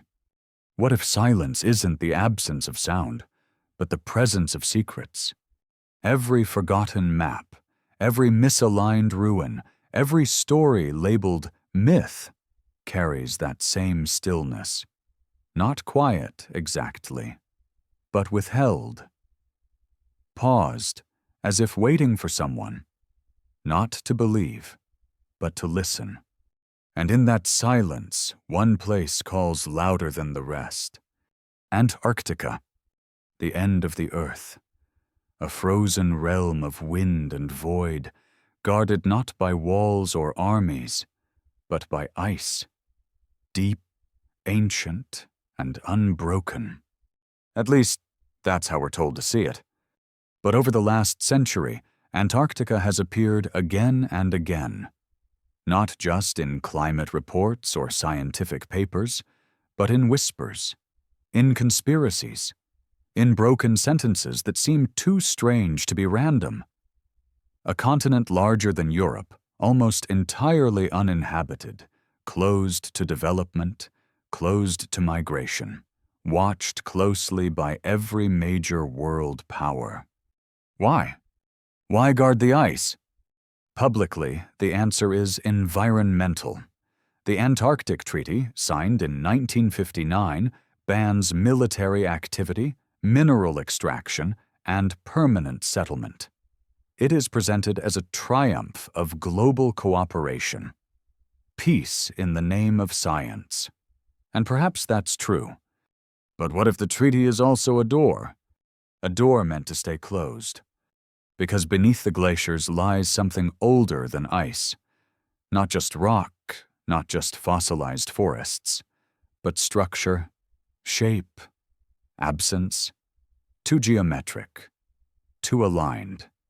Satellite scans have occasionally picked up anomalies, rectilinear voids, thermal patterns inconsistent with natural geology, aerial footage that is released, then withdrawn, images that appear for a moment on obscure servers before vanishing. Again and again, the story repeats. Something was seen. And then, it wasn't. The earliest hints date back to World War II. Operation High Jump, launched by the United States in 1946, was one of the largest Antarctic expeditions in history. Over 4,000 men, 13 ships, and dozens of aircraft. The stated goal? Scientific research. But the mission ended abruptly. Some say due to bad weather. Others suggest something else. Whispers from declassified documents describe unexpected losses, aircraft downed in perfect weather, navigational systems failing without explanation. Admiral Richard Byrd, who led the mission, later gave an interview in which he hinted, cryptically, at a new enemy that could travel from pole to pole at incredible speed. His remarks were quickly buried, dismissed. And yet they linger. Since then, numerous reports, scattered, unofficial, often mocked, have emerged, of large structures buried beneath the ice, of radar reflections inconsistent with geology, of ancient tunnels carved by unknown hands. One even spoke of a city deep under the ice shelf, visible only to certain classified teams. None of it confirmed. None of it disproven. And maybe that's the strangest part, how hard it is to know anything at all. Antarctica is not like other continents. You cannot travel there freely. You cannot own land. The bases are controlled. Movement is tracked. Even scientists must follow strict protocols, their access limited. This inaccessibility, while explained away as necessary for environmental preservation, also creates a vacuum, a perfect silence in which speculation thrives. But the silence may itself be intentional. A place so large, so remote, so old, and so controlled? It invites the question, what's being protected? Not from us, but from history. Because Antarctica doesn't just sit at the edge of the map, it sits at the edge of memory. Every ancient culture that spoke of a lost southern land, Terra Australis, the land beyond the wind, described it not as a wasteland, but as a source, a place of origin, a land of light, of knowledge. Could it be that Antarctica was once not frozen, but fertile? Geological data supports this. Fossil records show that parts of the continent were covered in temperate rainforests. Rivers flowed. Life thrived. The Earth tilted differently then. The climate was kind. It was habitable. Perhaps even inhabited. And then it wasn't. What changed? A cataclysm? A pole shift? A sudden plunge into cold, wiping out all trace of what came before? Or was it something else? Some theorists propose that what lies beneath the ice is not just the remains of forests or lakes, but of intelligence, evidence of a civilization too old, too alien to fit the framework of accepted history. perhaps not alien in origin, but alien in memory. So distant in time that to acknowledge it would fracture the story we've built about ourselves. And so, instead of confronting that possibility, we bury it. Literally. In ice. Some even claim that ancient maps, like those of Piri Reis and Buache, were drawn not from imagination, but from documents preserved before the freeze. That someone, somewhere, knew what Antarctica looked like when it was green, when it was home. And maybe they knew it would return. Because the ice is melting. Slowly, yes. Naturally, perhaps. But as it does, we uncover more than just climate data. We uncover mystery. Landscapes no eye has seen in 10,000 years. Mountains shaped with unnatural symmetry. Valleys that lead nowhere, or to somewhere we've forgotten. And in the middle of it all, silence. We are told there is nothing there. But how do you prove the absence of what's not allowed to be seen? How do you deny the existence of what is sealed beneath miles of ice, unreachable, untouchable, unquestioned? You don't. You wait. And the ice listens. It listens to our questions, to our suspicions, to the strange resonance that builds each time someone finds a map they shouldn't have, draws a line they weren't meant to trace. It listens because it remembers. And perhaps that's what Antarctica truly is. Not just a place, but a memory. A frozen page in the atlas of forgotten history. And when it thaws, the story continues. But the question remains, are we ready to read it? There's something unsettling about knowledge sealed in ice. It doesn't decay, it doesn't burn, it simply waits, unchanged, untouched, indifferent to time. And in that waiting, it holds power. Because what waits long enough begins to feel inevitable. Antarctica, in this sense, is not a mystery to be solved. It's a riddle that watches. And every once in a while, someone glances back. The late 20th century brought with it more than just radar scans and treaty restrictions. It brought whispers, quiet ones, from those who'd seen too much. Explorers who spoke in metaphors. Scientists who went silent. Satellite data that blinked and never came back online. In 2001, a team of researchers conducting ice-penetrating scans in East Antarctica recorded what they described as anomalous voids. Perfectly rectangular, hundreds of feet beneath the ice. Not caverns, not geological faults. Voids. When asked what they might be, the official response was brief. Data error. But some of the researchers never returned to the continent. And some never spoke again. This kind of silence is more than professional caution. It's curated, intentional.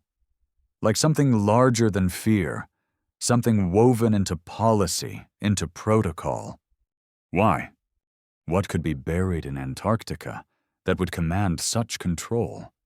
Some point to ancient ruins, frozen cities older than the concept of civilization itself. Others to a repository of knowledge, something built to outlast us. And still others whisper of something biological, dormant, preserved, neither dead nor living. It all sounds absurd, until you realize how much we still don't know. The deepest parts of Antarctica have never been explored. Some regions have never been mapped, not with the detail we apply to other continents. Why? Too difficult, they say. Too remote. Too dangerous. But we've mapped Mars, and yet the Earth's own southern pole remains a mystery. Some ancient traditions, ones predating modern science, spoke of the South not just as a direction, but as a memory, a realm of ancestors, of origin. The Dogon people of Mali tell of beings from the star Sirius who came from the south, long before European contact. Aboriginal Australian stories speak of a great landmass to the south, now lost beneath the sea, where the sky beings once lived. Polynesian navigators pointed to the Antarctic stars when invoking the roots of their ancestors. It's not proof, but it's a pattern. And patterns, when repeated across continents and centuries, should not be dismissed as coincidence. There's also this. Ancient architecture often mirrors the stars. The pyramids of Giza align with Orion's belt. Angkor Wat tracks the equinox. Teotihuacan mimics celestial ratios. These were not accidents. These were choices, deliberate acts of memory. So what happens when we begin to look at the Earth itself as a canvas? When we imagine that ancient cultures weren't simply building, but remembering, not inventing knowledge, but recording it? Then the question isn't, where did they learn this, but what were they trying not to forget? And maybe Antarctica is part of that answer. Because there's another kind of map, one made not of ink or stone but of placement, of geometry, of resonance. Some researchers have overlaid the locations of ancient sites around the world: Giza, Easter Island, Mohenjo-Daro, Nazca, Angkor, and others. When plotted together, these sites form alignments that stretch across the globe, not just arbitrarily, but in arcs, lines that trace a sort of forgotten grid. And on some of these lines, far beneath the ice, lies Antarctica. If this is chance, it is astonishing. If it's not, it is intentional. And intention leaves fingerprints. One of the more curious of these fingerprints comes not from ancient texts, but from a modern one, an account buried in the archives of the Soviet Union. In the 1960s, Russian scientists at Vostok Station, one of the most remote research outposts in the world, drilled through nearly 2 miles of ice to reach what they believed was a subglacial lake. Lake Vostok. What they found, or claimed to find, remains classified. Rumors followed. That strange microbes were discovered. That unusual magnetic anomalies emerged. That heat signatures suggested something artificial beneath the lake's frozen surface. Nothing confirmed. Nothing denied. Only silence. And perhaps that silence is the real map. Because when something is hidden well enough, the noise around it becomes its own kind of territory. A fog drawn not in mist, but in narrative. We're told Antarctica is a frozen desert, a place of science, of snow, of nothingness. But in that nothingness, things hide. Perhaps even ourselves. There's a concept in philosophy: anamnesis. The idea that learning is not the gaining of new knowledge, but the remembering of what the soul already knows. A kind of inner map, a buried compass. What if the Earth works the same way? What if these ancient maps, these impossible coastlines and vanishing islands aren't meant to teach us something new, but to help us remember something old? Something we've forgotten not because it was lost, but because it was buried beneath layers of time. Beneath ice, beneath disbelief, and now the ice begins to melt. Not just physically, but symbolically. The edges of history grow soft. The border between accepted knowledge and anomaly begins to fray. And as it does, we are left with a haunting possibility that the world we live in is not the world we think it is. That beneath our feet, beneath our facts, something sleeps. And as the centuries warm, it stirs. Not to be discovered, but to be remembered. Some memories return not through discovery, but through erosion. Not when we dig deep enough, but when time, quietly, peels something back, like fog lifting from a forgotten landscape, or ice thawing just enough to reveal a shape. Soft at first, then unmistakable. The edge of something we were never meant to see again. And once more we find ourselves standing at the edge of the map. Not the map of paper and ink, but the map of understanding. It was easy, once, to believe that the world had been fully charted, that satellites and science had pulled back every veil, that nothing ancient remained except stone and dust. But maps tell another story. The old ones, the ones we've followed this far, they don't just whisper names of lost continents or suggest impossible coastlines. They reveal something else. A fracture. A break between the world as we know it and the world as it was. And within that fracture lies the possibility of something far more uncomfortable than the existence of a forgotten land or an ancient city buried in ice. The possibility that the history we are taught is not incomplete, but edited, and perhaps not by time alone. To question this is not conspiracy, it is observation. Because patterns don't lie, they repeat. So what do we see repeated? Maps drawn centuries before satellite imaging, showing the exact curvature of Antarctic coastlines. Continents, like Mu, Lemuria, Antillia, appearing on dozens of maps, then disappearing all at once, not after disproof, but after silence. Ancient ruins aligned across oceans, forming a geometry we cannot replicate, with tools we still debate. Symbols repeating, spiral forms, concentric circles, twin pillars, serpents intertwined, not in one culture, but in all. These are not random, they are traces. But of what? Some have proposed that behind these traces lies a legacy, one not written in books, but carried in memory. A memory preserved by few, shared with fewer, and understood by almost no one. A memory guarded. And if so, we must ask, guarded by whom? History, as we know it, has always had its gatekeepers, religions, monarchies, empires, institutions, those with the power to decide which stories survive. The Vatican holds one of the largest collections of ancient texts in the world, most of which remain unseen by the public. Governments fund expeditions, yet control the release of data. Scientific findings are filtered. Museums store artifacts in basements labeled unverified. Manuscripts go untranslated. Civilizations are dismissed with a wave. Too primitive. But again, why? Why protect a version of history that leaves so much out?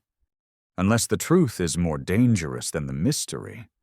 Not dangerous because it reveals aliens or magic or something cinematic, but because it dismantles a story.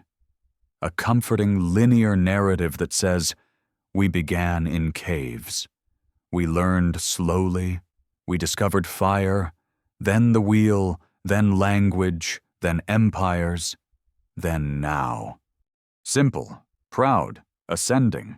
But what if it's not an ascent? What if it's a return? A cycle? A remembering? And in that remembering lies the deeper danger, not to our technology, but to our pride. Because if we are not the first, then we are not as advanced as we think. And if there were civilizations before us, ones who mastered the globe, who left behind maps that outlasted even their cities, then what happened to them? Why did they fall? And what lesson are we ignoring by refusing to ask? Some say it was catastrophe, a comet, a flood, a tilt in the Earth's axis. Others say it was internal. Decay, corruption, the slow unraveling of balance with nature. The result is the same. Silence! Then fragments. Then whispers. A map, a symbol, a ruin too precise. And now us, looking back through the fog, wondering how long we've been here before. It is possible that we live not at the end of time, but in the aftermath of forgetting. A species with amnesia, as some have said. One that rebuilds over and over, thinking each time that it is the first. But the Earth remembers. It remembers in ice, in stone, in magnetic anomalies and misaligned ruins. It remembers in maps drawn by hands long dead. Hands that somehow knew the shape of lands no one should have seen. Hands that drew for us, or perhaps for themselves. Perhaps as warning, or maybe, just maybe, as invitation. Because there is one more possibility, one we rarely let ourselves feel. What if we are being asked to continue the map? Not just to explore new lands, but to remember the old ones, to look inward as much as outward, to realize that every discovery is also a rediscovery, that our search for ancient truth is not nostalgia, but instinct, that the past calls to us because we were once part of it, and perhaps still are. Somewhere, beneath the layers of distraction and denial, beneath the concrete and code, we remember drawing these maps. We remember the ice before it came, the lands before they sank, the stars before they shifted. We remember.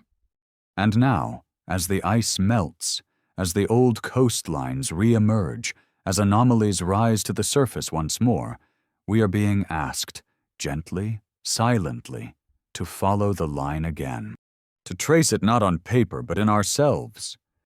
Because maybe the most important map was never on parchment or stone. Maybe it was always hidden in memory. And memory, when awakened, can change everything. Some lines aren't meant to guide the traveler. They're meant to awaken the dreamer. Because what we call maps may not have always been tools of movement. Some were tools of memory, drawings meant to remind us not where to go, but what once was, what was lost, and maybe what will be again. As the old maps vanish from our schools, our libraries, and our cultural memory, we are left with a sanitized version of history. Clean coastlines, politically correct borders. No dragons, no unknowns, no lands labeled "here be mystery." Only certainty. But certainty has a price. It leaves no room for questions. And without questions, memory dies. Yet the world itself does not forget. It hides reminders in places we don't expect. Beneath the foundations of cities, in stories told by people dismissed as primitive, in patterns woven into the geometry of temples, the rhythms of ritual, the alignment of monuments with stars long dead. One of these patterns begins in a place few have heard of, the Tassili, a remote region in the Sahara Desert in southeastern Algeria, harsh, dry, desolate. And yet, its stone walls hold something extraordinary. Thousands of ancient cave paintings, not of animals, not of war, but of figures.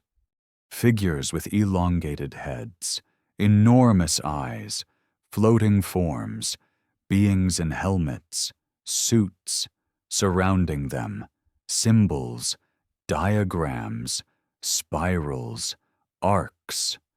Maps? No one knows.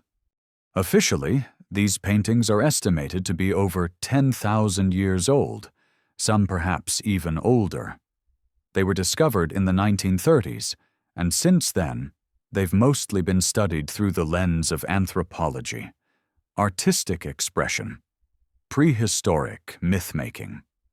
But even scientists admit they don't fit. The figures don't resemble humans. They don't follow the stylistic norms of the surrounding cultures. And more disturbingly, they don't look ancient. They look futuristic. Of course, any mention of this invites ridicule, Aliens, people scoff. Fantasy. And perhaps that's true. But perhaps, again, we are looking through the wrong lens. What if the beings on the walls of Tassili are not aliens from the sky, but memories from before? Not visitors. Survivors. What if those elongated forms were not what they looked like, but what they became? Symbols of a forgotten people, distorted by time, preserved in pigment. What if they were not gods, but ancestors? And what if the symbols around them, so often ignored, are not decorations, but coordinates? Remnants of a different geography, a different Earth.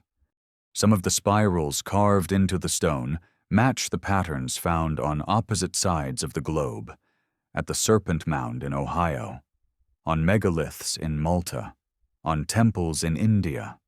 Spirals, interlocked circles, radiating lines, not random, not decorative, repeating, again and again, like a signal, like a map. And then there's the language, or what's left of it. Petroglyphs that don't match any known script. Characters too stylized to be dismissed as doodles, patterns too consistent to be accidental. No Rosetta Stone, no translation, just silence. But within that silence, intention. Many cultures, when asked where their writing came from, don't say they invented it. They say they remembered it. They say it was given. Egyptian, Sumerian, Mayan. Each described their scripts not as inventions, but inheritances, gifts from older ones. The first time, as the ancient Egyptians called it. A golden age now lost, but occasionally glimpsed in dreams, in symbols, in stone. So what does all of this have to do with maps? Maybe everything. Because if language itself was passed down, then what else was? Knowledge of astronomy, architecture, cartography? Could it be that the earliest maps, the ones showing continents that shouldn't have been known, projections that mirror satellite views, lands that now lie beneath oceans, weren't speculative, but inherited? We treat history as a ladder, a slow climb from ignorance to mastery. But what if it's a wheel? What if knowledge rises and falls like tide water, with civilizations remembering and forgetting over and over? A cycle of memory, a cycle of loss, and those maps, those silent, stubborn, impossible maps, may be the only things that remember clearly. They are fragments, yes, imperfect, faded, but like any good puzzle, they only begin to make sense when you gather enough of them. And once you do, a shape begins to appear. A world older than we're told. More connected, more precise, more intentional. So we must ask, who made the first map? Not the first by modern standards, not Babylon or Greece, but the first true map. The first drawing that showed not just land, but meaning.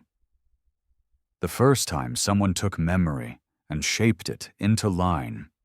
Was it an accident? A divine gift? Or was it survival? A people facing extinction, by flood, by fire, by ice, choosing to pass on not their language, not their politics, but their knowing. Through image, through orientation, through carved stone and preserved skins, through the act of mapping. Not for themselves, but for us. And perhaps that is why these ancient maps disturb us so deeply, because they are not just artifacts. They are messages. Messages that say, you are not the first. Messages that say, what you call discovery is memory. Messages that ask quietly, without accusation, will you listen? Will you remember? What if the maps were never meant to guide us forward, but lead us back. Not back in space, but back in time. To a moment before memory calcified into history. Before the truth was flattened into timelines and footnotes. When the world was still wild with knowing, and silence had not yet been mistaken for ignorance. Because memory doesn't always announce itself with clarity. Sometimes it arrives as contradiction. A coastline that shouldn't be there. An island no one remembers. A name etched in ink long before its time. And sometimes memory hides in the shape of forgetting. Consider the Da Vinci map. Rarely mentioned in mainstream discussions of cartographic history, it wasn't published or celebrated in its time. It was private, personal, hidden within the notebooks of the man more often remembered for painting smiles than sketching the earth. But Leonardo da Vinci was obsessed with flow, of water, of wind, of thought. He drew rivers as if they were veins, mountains like muscle. And in one particular notebook, he sketched something strange. A series of interconnected coastlines forming a spiral, as if he was seeing not the surface of the earth, but its memory. What was he trying to say? It's easy to forget that Da Vinci lived during a time when old maps were being rediscovered. Classical knowledge was rising from the ashes of forgotten empires. The ancient world whispered from dusty libraries, and some of those whispers might have been too dangerous to speak aloud.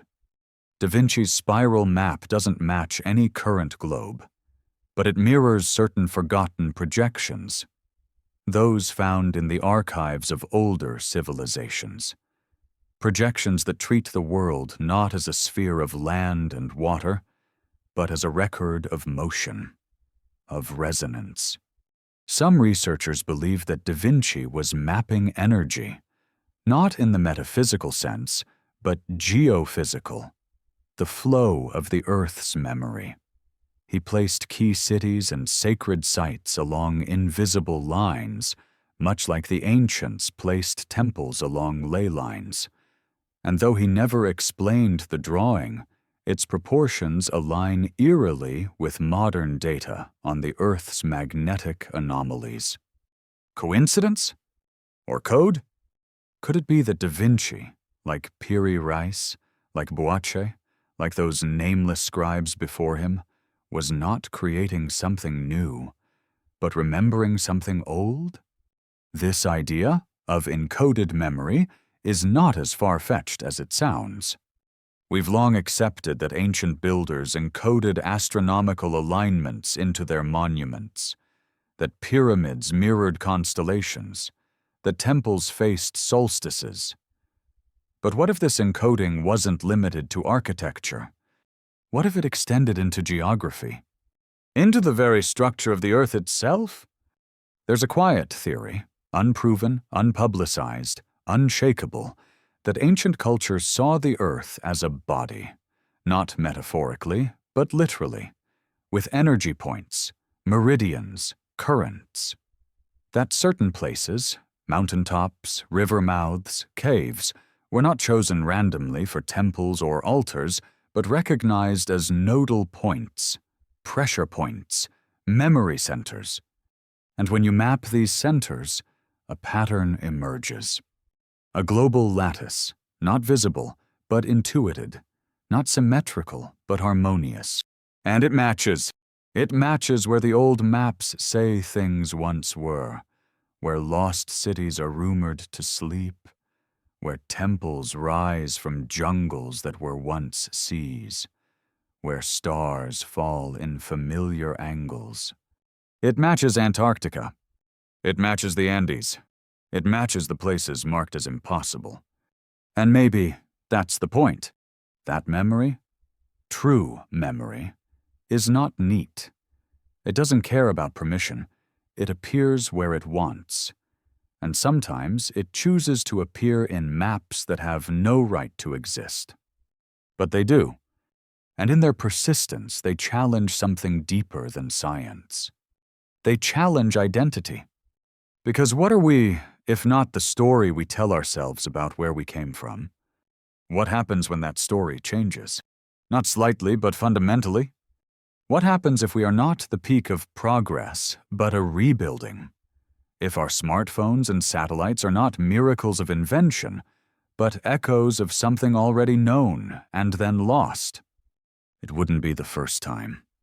There are ruins older than civilization, stone circles that predate agriculture, underground cities with ventilation shafts more complex than modern tunnels, tools forged from unknown alloys, batteries sealed in clay jars, glass melted at temperatures no primitive fire could reach, artifacts that should not exist.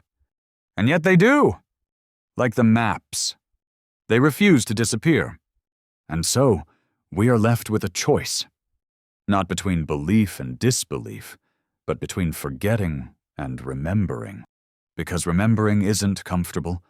It means accepting that the stories we were raised with, about the slow crawl of progress, the primitive minds of our ancestors, the neat staircase of history, may not be entirely true. It means holding space for the in-between, for the possibility that knowledge is not always forward-moving, that sometimes we knew more, and then we forgot. Da Vinci once said that nature is full of infinite causes that never occur in experience. Perhaps he meant that the world remembers more than we do, and that sometimes it leaks that memory into the hands of the curious, into maps, into margins, into dreams. And maybe that's what this all is.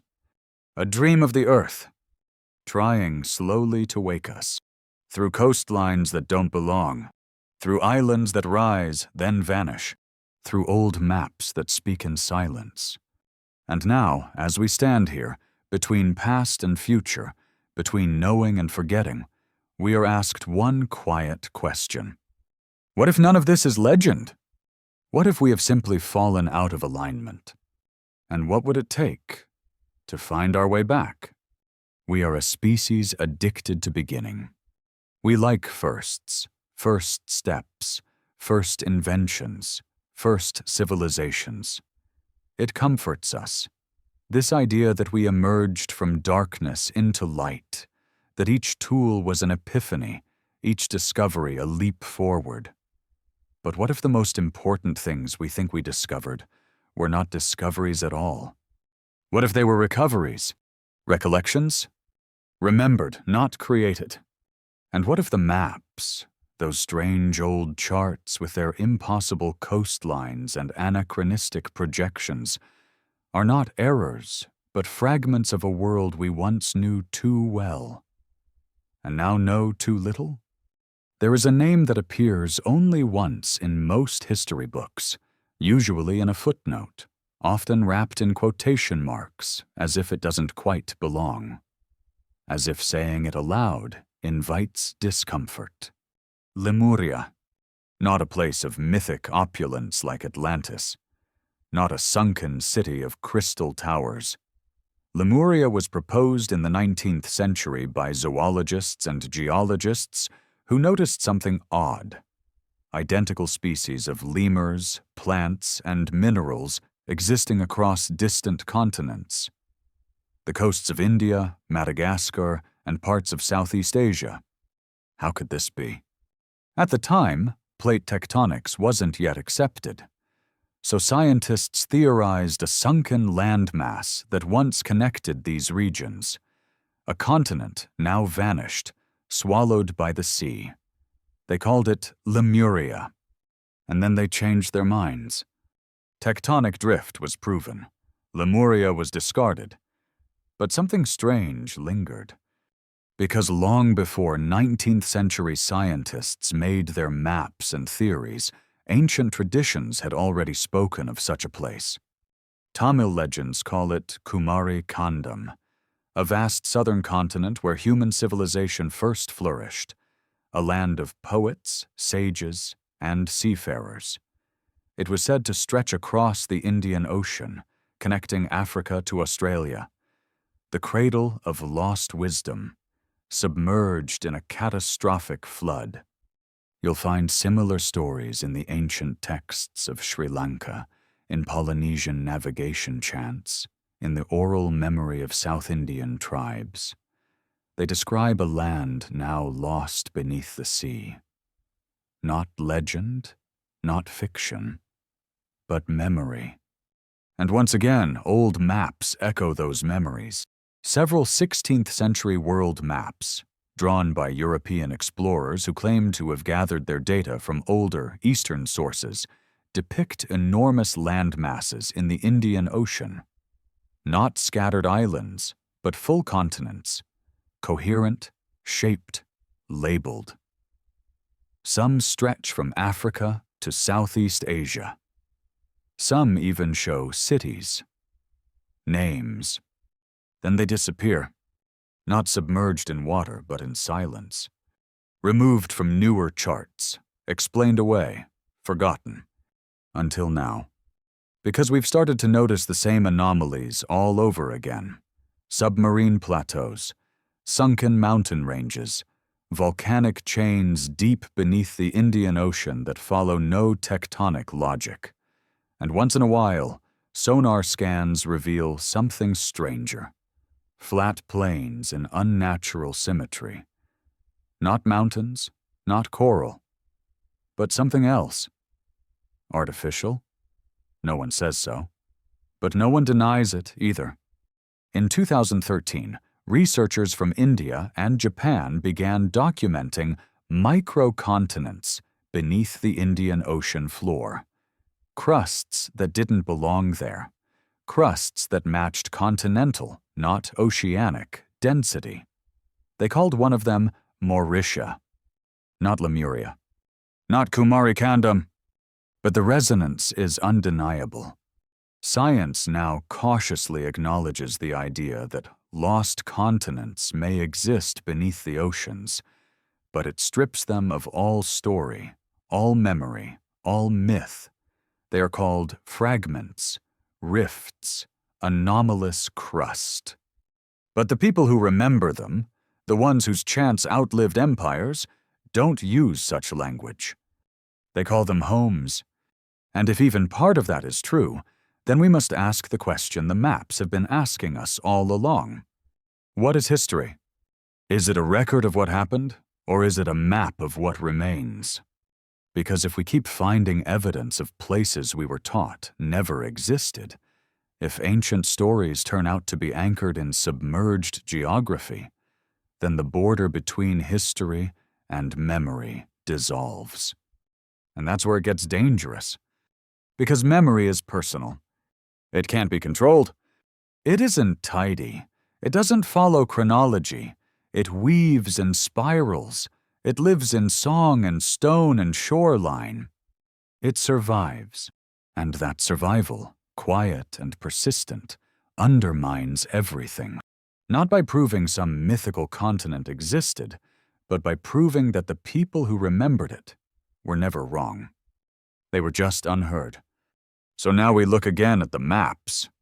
And not just the European ones, but the Indian temple carvings showing vast land masses beneath celestial diagrams. The Aboriginal Dreamtime paintings of coasts that no longer exist. The Polynesian star charts encoded into woven reeds, mapping islands invisible to modern eyes, but remembered through wave patterns and wind. These were maps, too. Not ones we would recognize, but maps just the same. And they all speak of a time before time, a world where oceans were lower, where the earth was shaped differently, where wisdom was carried not in books, but in bodies, in stories passed mouth to ear, line to hand. And still we deny, because to accept it would mean we are not the first. We are not the apex. We are not alone on this long road of memory and forgetting. It would mean that beneath our progress lies something older, maybe wiser, maybe warning us. Not with words, but with maps. Maps that say, Do not forget the land beneath the sea. Do not assume you know where you are. And most of all, you have been here before. Sometimes the truest things are those we feel before we understand. A tug in the stomach, a flicker behind the eyes, a moment of stillness when a shape on an old map looks familiar. Even when it shouldn't. Especially when it shouldn't. Because memory isn't always ours. Sometimes it rises from places we've never been, wrapped in stories we were never told. Yet still, it stirs something.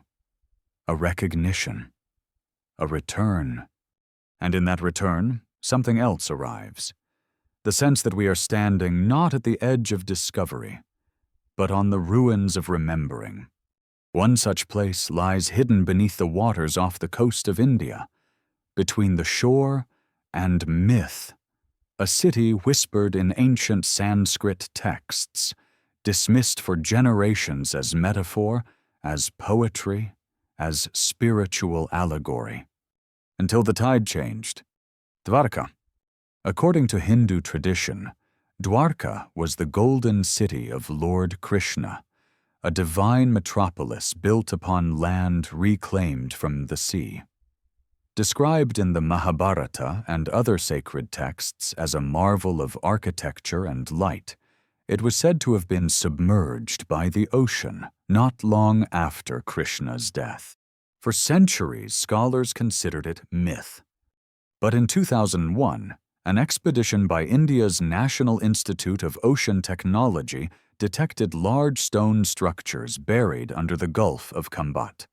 Columns, steps, geometric patterns, artifacts carbon dated to at least 9,000 years ago. Older than Mesopotamia. Older than Egypt. Not just ruins, but evidence. Of something organized, deliberate, civilized, and submerged. The discovery, quietly reported and just as quietly challenged, created a rift in archaeological circles. Some called it sensationalism, others political myth-making. But the underwater structures were real, the sonar data was clear, and the implications were seismic. Because it wasn't just Dwarka. Similar findings emerged in other coastal areas. Tamil Nadu, Mahabalipuram, Pumpuhar. Ancient ports beneath the waves, once dry land, now erased by rising seas. And always, always, the same questions. Why did they fall? And who remembered? The sea, it seems, has been less a destroyer than a keeper. A vast and patient archive. One that waits not for approval, but for silence.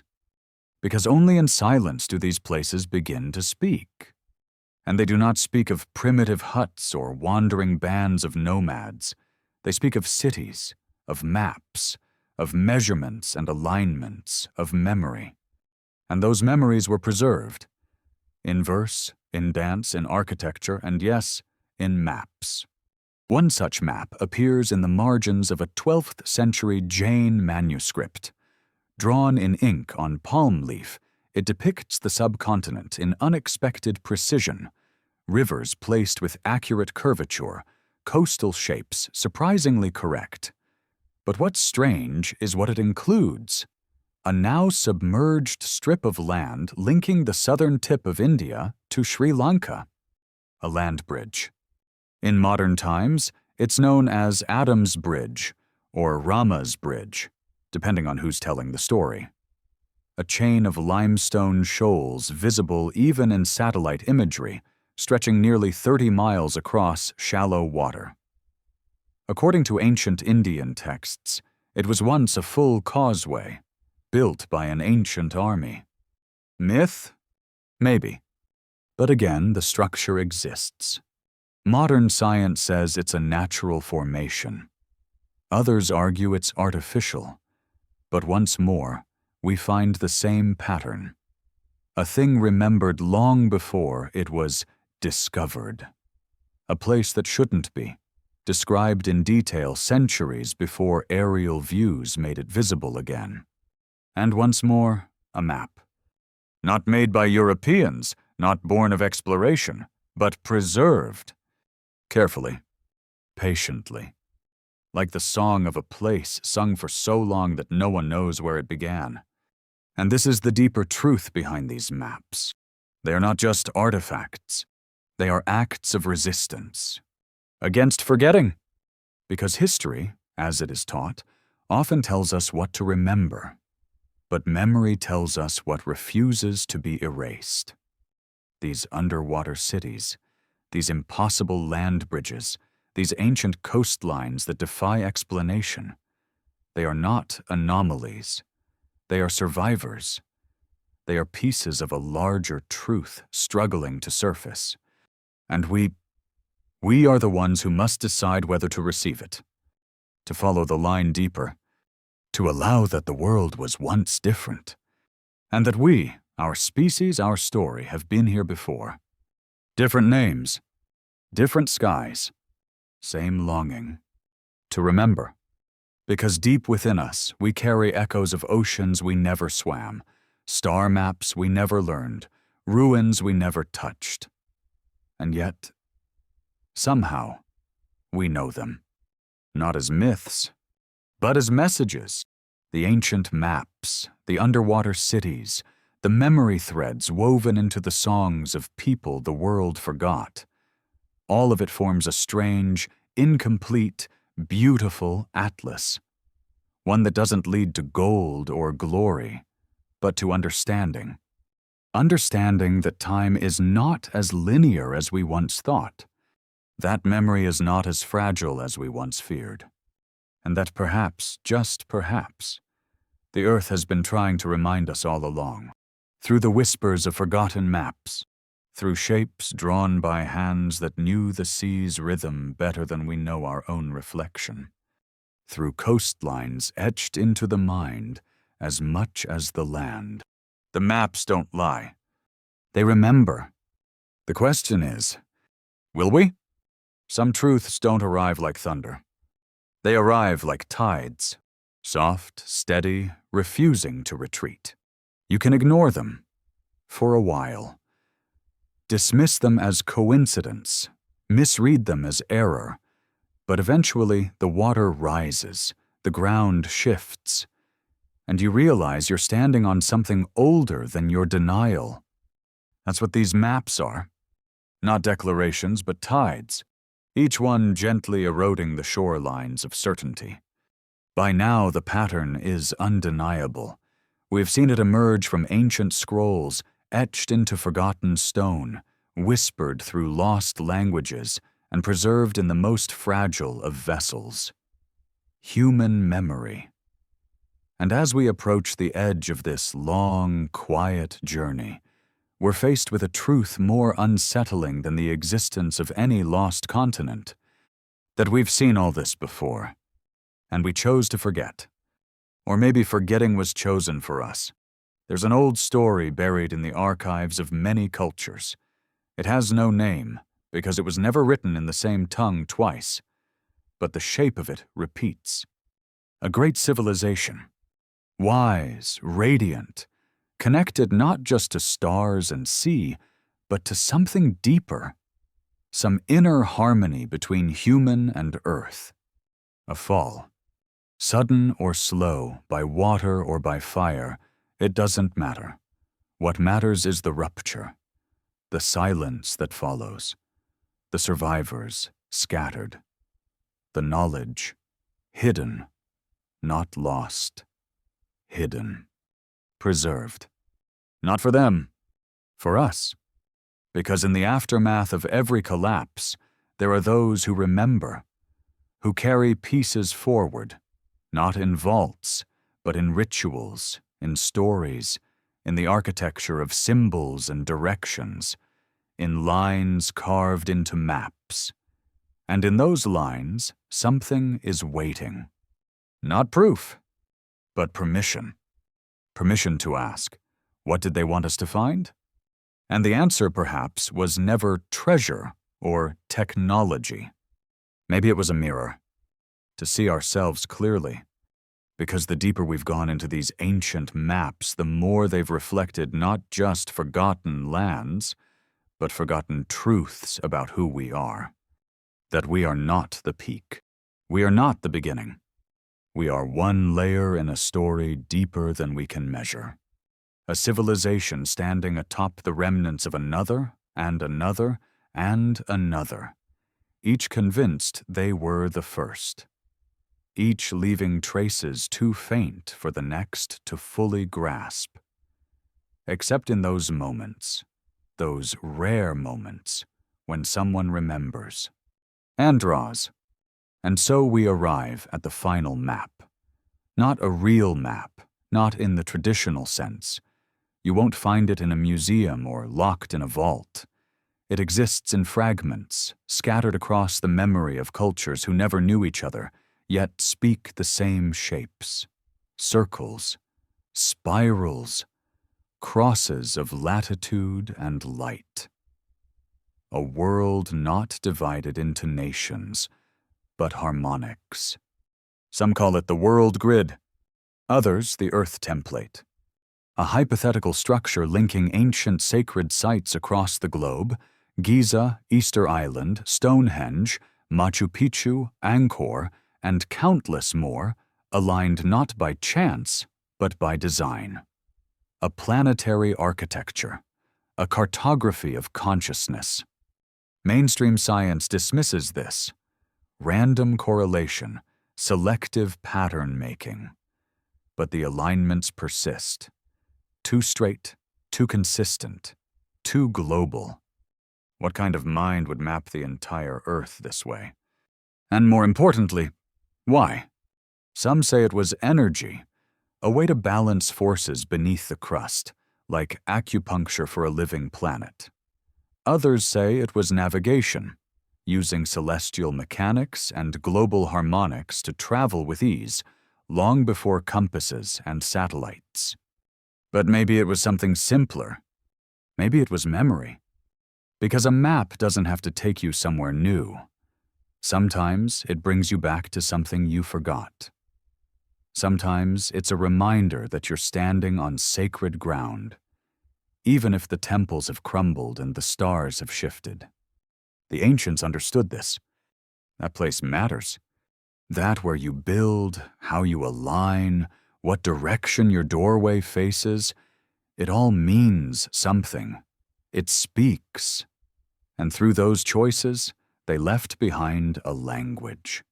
One we no longer speak, but one we still feel.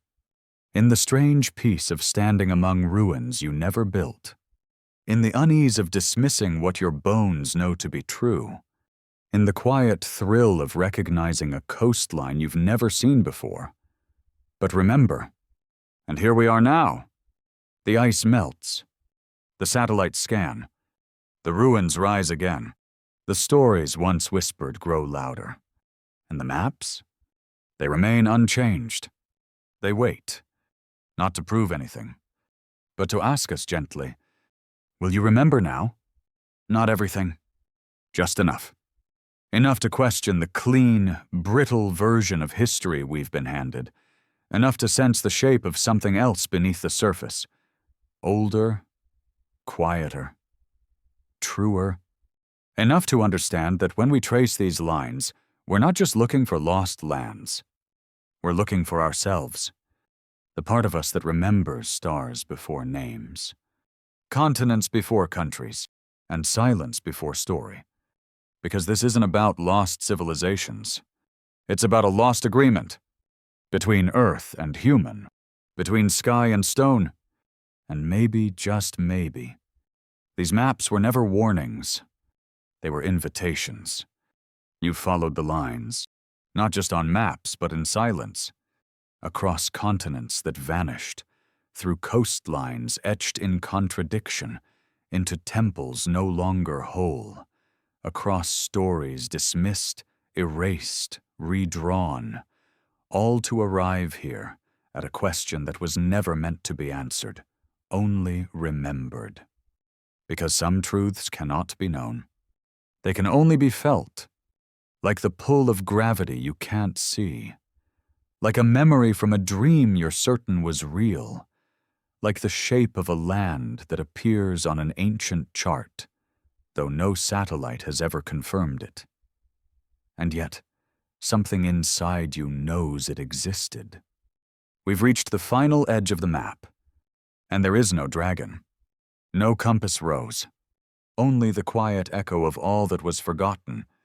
It's tempting to close the book here, to leave the story with Atlantis and Mu, with Piri Reis and Buache, with the silent cities beneath the sea and the fragments of worlds that once were. It's easier that way. Simpler, neater. But simplicity is a story we tell to avoid remembering. Because remembering is never neat. It's a tangle of timelines and contradiction. It's something that doesn't fit into lectures or documentaries or sanitized textbooks. It's the slow, haunting realization that everything we know may sit atop something far deeper than we dared imagine. That the world beneath our feet is not just Earth. It's evidence. And the maps? They were the breadcrumbs, not to glory, not to conquest, but to humility. Because the more you follow them, the less certain you become, not just about the world, but about yourself. Where do you come from? Not your nation, not your lineage, not the document that says born here and raised there. But you, the human, the memory, the carrier of stories much older than your body, who stares at an impossible coastline in a centuries-old chart and feels, not curiosity, but grief, the kind of grief that has no beginning, only echo. Because you've been here before, not as a name but as a presence, and part of you remembers what the earth once looked like before the water rose, before the axis tilted, before the maps were redrawn by new hands with new agendas. Part of you remembers the silence beneath the ice, the shape of cities now forgotten, the lines of stars no longer seen. And maybe that's why this story matters. Not because it changes facts, but because it calls something within us to life again. A kind of deep-time awareness, a whisper that says, you are older than you think, older than your culture, older than your language, older than the version of history that taught you who you're supposed to be. And maybe the maps we've followed were never really about the world. Maybe they were about us, because we, too, are made of contours and forgotten names. We are shaped by what has been erased. We carry the topography of silence. And like Earth, we are filled with ruins. But not all ruins are broken. Some are foundations. And foundations can be rebuilt. What if this journey wasn't meant to reveal what was lost? What if it was meant to awaken what survives? The memories we've inherited, the questions we've buried, the intuition we've silenced every time someone told us, that's not real, or that's just myth, or that doesn't fit the timeline. But what if the timeline is what's broken? Not because it was wrong, but because it was incomplete. Because the true story was never linear. It was spiral, like the Nazca lines, like the orbits of forgotten stars, like the currents beneath sunken shores, always returning, always inviting us to remember what we tried to leave behind. You see, history was never a straight road. It was always a circle, and every circle needs a witness. Someone to trace the shape, to walk the edge, to follow the line all the way around until the beginning feels familiar again. Maybe that's why the ancient cartographers drew what they did, not to teach, not to warn, but to leave something behind for someone who could feel what they once knew. Someone like you. You who didn't turn away when the coastline didn't make sense. You who stayed with the maps long enough to notice what others missed. You who asked not, is it true, but what does it remember? And now as we close this map, this strange, sacred, impossible cartography of the forgotten, you are different. Not because you know more, but because you've remembered more than you were supposed to. You've remembered that the Earth is older than its textbooks. That truth can survive beneath oceans and ice. That silence holds more knowledge than noise. And that every map, every ruin, every myth is a mirror. So now the question is no longer where were these places? It's why were they hidden? And why are they returning now? Because they are returning. In dreams, in patterns, in questions no longer willing to sleep. And just as the ice melts, just as the satellites scan, just as the tides reclaim, so too does memory rise, not as proof, but as presence, as a feeling that settles in the chest, the same way twilight settles on land once drawn and now drowned. So as this journey ends, know this: the world is not waiting to be discovered. It's waiting to be remembered. By you. And maybe, just maybe, that's what the maps were whispering all along.